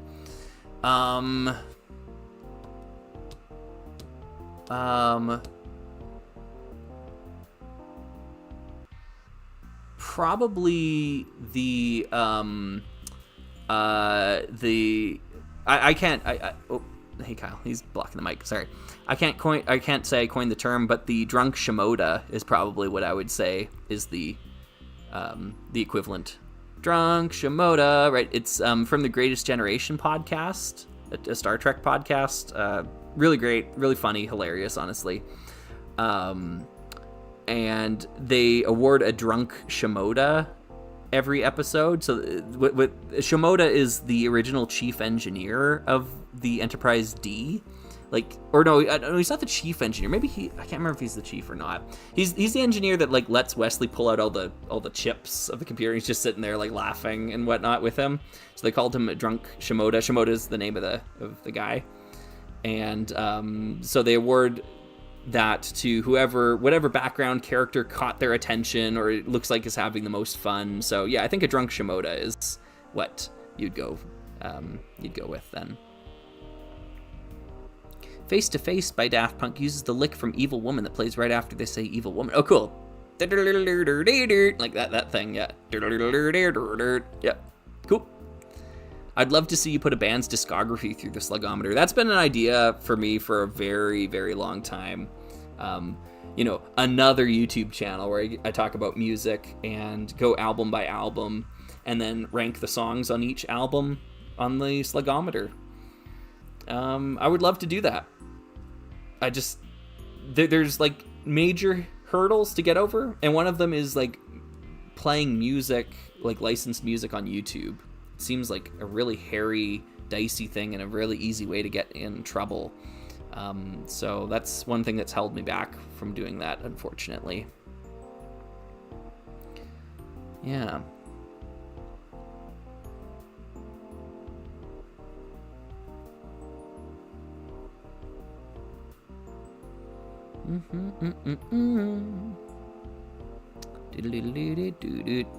So I'm kind of skipping over a few pings here, just because I want to hit some folks that haven't answered yet. I get what you mean, Umikalu. Yep. Definitely getting part stingy with Mars mission. Yep. The time and place is called the Slug Line. I did not know that, Villager knows. That's cool. P. Boris is saying, do you have any favorite British bands? Well, ELO would be one of them, for sure.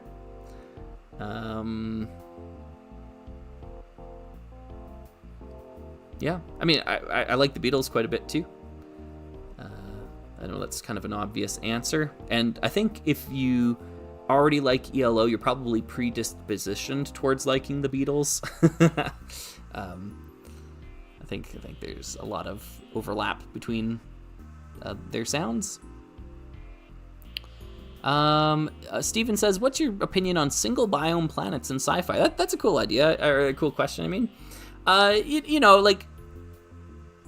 think we have to afford sci-fi the fiction side. I think a lot of times we are way too held up on the science part of science fiction, and we're not allowing them enough of the fiction. I think Star Trek is a prime example of Planet of Hats, right? Like they always go to a new planet and everyone from that culture, from that species is exactly the same. The entire planet is of one ecosystem, one government, that sort of thing, right? And like it's just a TV show, like it's just a show. We gotta be, accepting of the limitations that poses. They're just making it up as they go, like 26, 27 episodes in a season, crazy stuff. And so, yeah, we've just got to, you got to let the fiction take hold. So I don't have a problem with it personally. I know that scientifically that shouldn't be that way. But like, I don't know, they're fake stories, Never while I'm watching Star Trek am I like, wow, I've like suspended my disbelief into the point where like I truly believe I'm there in the moment with them. No, I always recognize I'm watching a movie or I'm watching a TV show, and you kind of have to afford the buy-in, I suppose. And the buy-in is that I have to believe that they're in outer space and that these real worlds actually exist and all that sort of thing. And so you have to just be like, yeah, okay, I'm okay. I'm going on a ride. It's like if you're riding a roller coaster or some sort of like dark ride in Disney World or something like that. You're never once like tricked into thinking like, oh, I'm actually there. Like I'm actually in this ancient temple of Indiana Jones or something like that. No, you recognize you're on the ride, but you bought into it. You understand you're on the ride. There you go. So that's kind of my approach with that as well too. So the single biomes, I know they don't make sense. That's okay. Star Trek doesn't have to make sense. Or science fiction doesn't have to make sense. I feel like that's hopefully a fair answer. Yeah. Steven says Kraftwerk. I say yes. Computer love. Barcode. Sorry, I almost missed yours here. Did you ever get around to building the Enterprise set? No, I didn't. And to be honest, I'm not going to build the Enterprise D. I'm going to build, I think, a Nebula class starship with the parts. So I'm going to look up a model on Rebrickable that looks good to me. I'll purchase the fan instructions, and then I'll build that instead. Virexio saying, who's your favorite Trek character besides Luxana Troy? Hey, I like Luxana Troy. I think she's great. Majel Barrett is awesome, and I think she plays that character very well. But wouldn't be my favorite Star Trek character. I like Julian Bashir from Deep Space Nine. I think if I had to pick like a number one all time, though, it's probably Dr. McCoy from the original series. DeForest Kelley, or maybe Kirk. It's pretty close. Like those guys, they're so good. They're so good. Yeah, Kira from Deep Space Nine. She gets definitely a good mention there as well too. I mean, honestly, you could pick any of the Deep Space Nine cast, and you'd have, or even guest stars. Deep Space Nine, like acting is like off the charts. It's so good. The writing and the acting on Deep Space Nine is just so good. Yeah. Oh, big ELO fan and never quite got into the Beatles. Interesting, Mantis Face. Interesting, yeah. So maybe you enjoyed more of like the refinement of the Beatles idea, because I mean, like Jeff Lynne's number one inspiration always and forever was the Beatles. So he was always just trying to be the Beatles. And maybe, you enjoyed the refinement of the idea more than the original genesis of it. Yeah, that's cool. Curious. Oh, Daz Grace Full Moon. Hi. I picked up the Hypno Cruiser and Recon Mech RT lately. Nice, and these sets are so fun. Having Life on Mars set makes me mourn Sand Red all the more. Yes, agreed. I'm glad you're enjoying them, especially the Hypno Cruiser in there too. That's awesome to see. Very good, very good.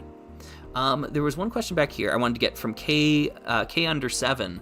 Have you ever thought about covering the Lego Elves series in one of your videos for any reason? Yeah, I don't have any Lego Elves sets. I wasn't really into Lego when those sets were coming out.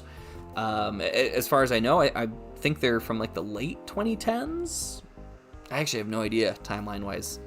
I'm also not the target demographic for them, and I don't know if I'd have much to say. I kind of feel that way with the Scala thing that we just built. This weird, right? It's like, this obviously isn't for me. Like, I mean, I hate this. This is revolting. Yeah, hate everything about this. How many Lego pieces are in this? Okay, 1, 2, 3, 4, 5, 6, 7, 8, 9, 10, 11, 12, 13. 13 Lego pieces in total. Yeah, that's pretty rough. That is pretty rough, I must say.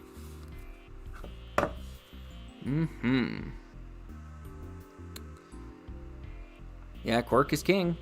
Very good, very good. Do you like the Verse or Oasis at all? I really haven't listened to them all that much. Why did you do the 6-7 thing? Hey, got that. Very good. Yeah. As a teacher, I was exposed to 6-7 for my entire school year, dozens of times a day. I'm unsubscribing right now. Oh, brother, this guy stinks. Personally, I love 6-7. I think it was a really cool fad, and as an educator, as a teacher, I work with kids of all ages. It was the great equalizer. Everyone could come together and just enjoy a silly meme like that. There was no cliques, there was no judging. It was just something fun for the kids. They all got a blast out of it. And yeah, it was like one of the more positive trends I've seen. It wasn't like eating Tide Pods or something like that. It was like doing a funny hand gesture and like watching a clock until it changed over from a 6 to a 7 and everyone cheering at the same time. It was a ton of fun. And like, I mean, maybe they'll still be doing it at the start of next school year. I kind of hope so, but yeah, I'm 100%. I loved it. I thought it was super cool. And through all my years of teaching now, because it's coming on a decade here pretty soon, it was like the most unifying, fun thing I've ever seen in the classroom. So, yeah. I think it's great. I think it's great.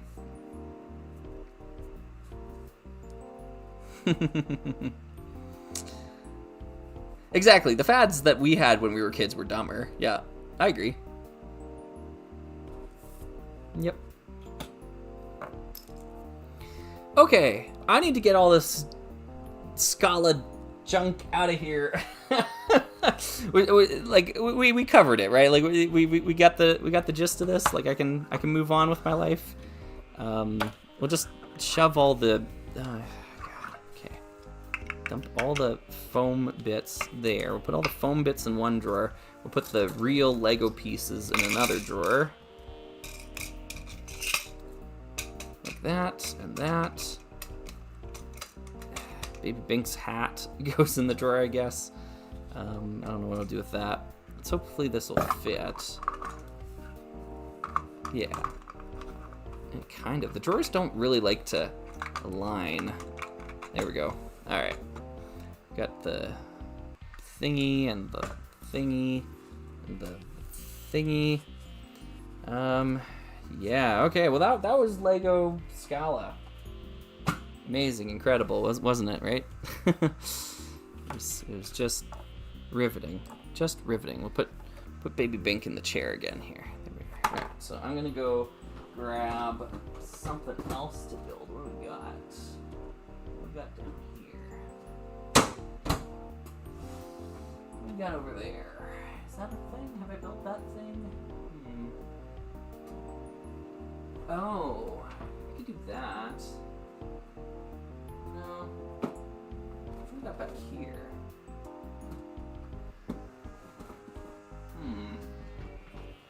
Let's go back to this bit again.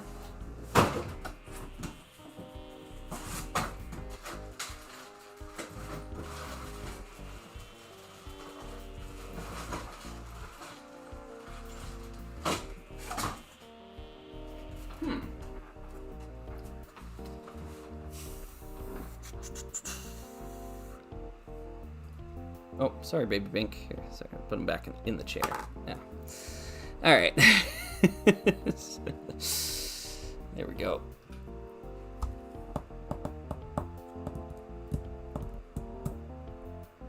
I thought I would have something small and handy to build here.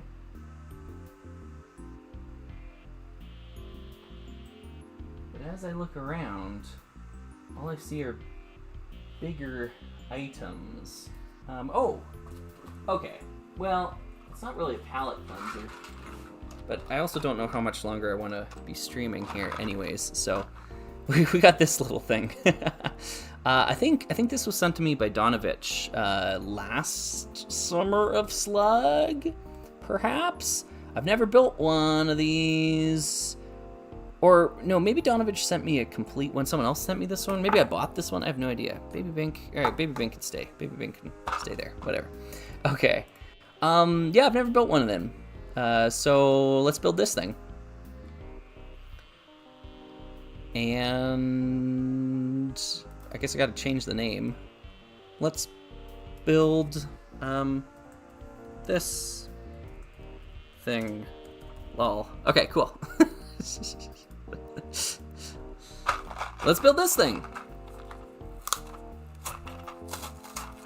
This is one of the, oh, nice. We got the dark turquoise one. Amazing. All right, well, that's got some cool pieces in it already.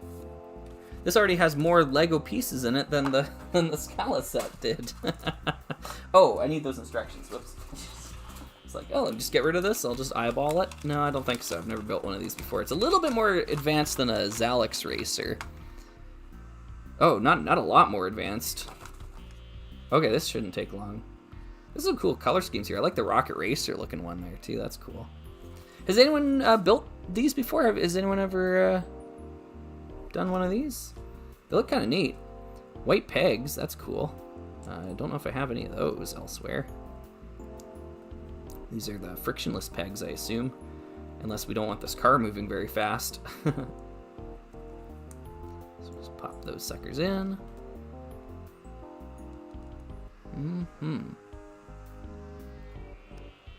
Yeah, it's surprising how none of the foam disintegrated after all that time, hey? Yeah. Oh, these wheels have printing on them, too. It's pretty crazy. Pop the wheels on.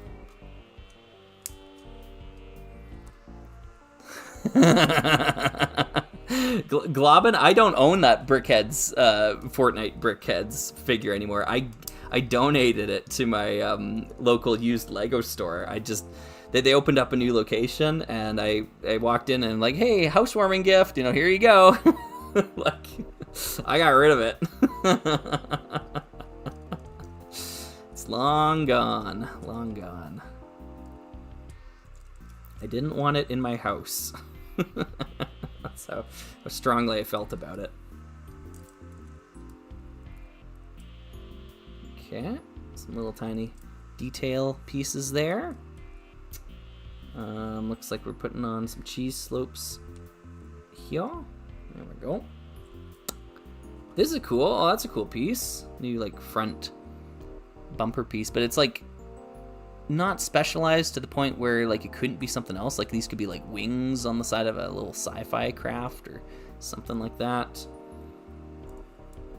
So I don't mind that. Is that a branded logo? Is this actually like a car? I don't recognize the manufacturer. If it's a real car manufacturer, let me know. It's like it's got 3 points and it's in a circle. I don't know if that means something to somebody, but yeah, that's kind of disappointing if that's a real car manufacturer. Because I thought, this is supposed to be. I thought it was Lego, What am I doing here? Oh, I'm sticking the thing into the thing. Weird. Okay, so it goes this, and then the new like clip handle piece thingy. Oh no, really? They're not even like Lego's own. Oh, that's bogus. Wow, what a sad. This was supposed to be a palate cleanser. What happened?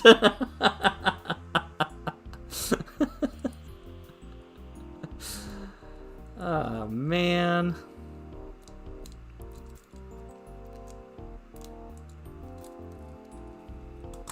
Just kind of feel like sad for the kids that have to grow up with this amount of like product placement.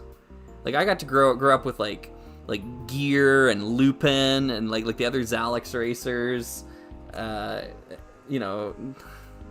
was awesome. But now they get to grow up with Mercedes and like Porsche and whatever. It's disappointing. Oh, nice. That's a cool piece. I don't know how it goes on the back. Maybe like this. And then you get some little bits left over. And then you have a car. Yeah. I mean, I love everything except the branding.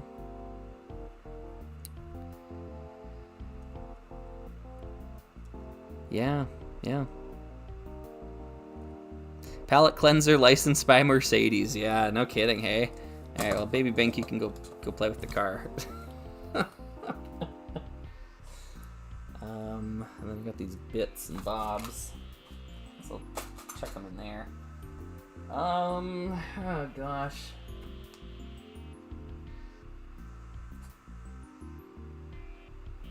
Feels like such a downer note to end on. I am hungry though. I kind of want to go get some food. What's the time here? Running out of time to get some food too. I might have to leave it there, folks. I might have to leave it with Baby Bink and the licensed by Mercedes car. I don't know. Well, I think this one's better. I think the licensed by Mercedes is better than the Baby Bink. Unfortunately, I wish I didn't have to say that, but I think that might be the case.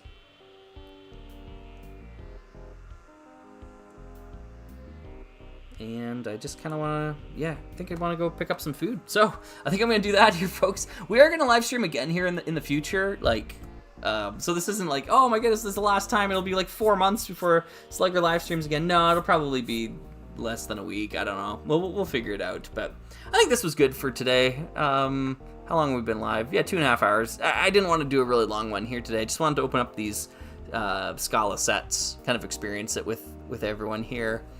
And I'm happy to call it there. Thanks very much for sticking around. I know this was a really short one, I will see you on the next one, but thanks, everyone. Oh, do I remember Mighty Machines? Mighty Machines, big and mighty machines, working for you, doing mighty things there. Bum, bum, Mighty Machines. Yeah, I remember Mighty Machines. That was my childhood. Loved it. All right, see you, folks.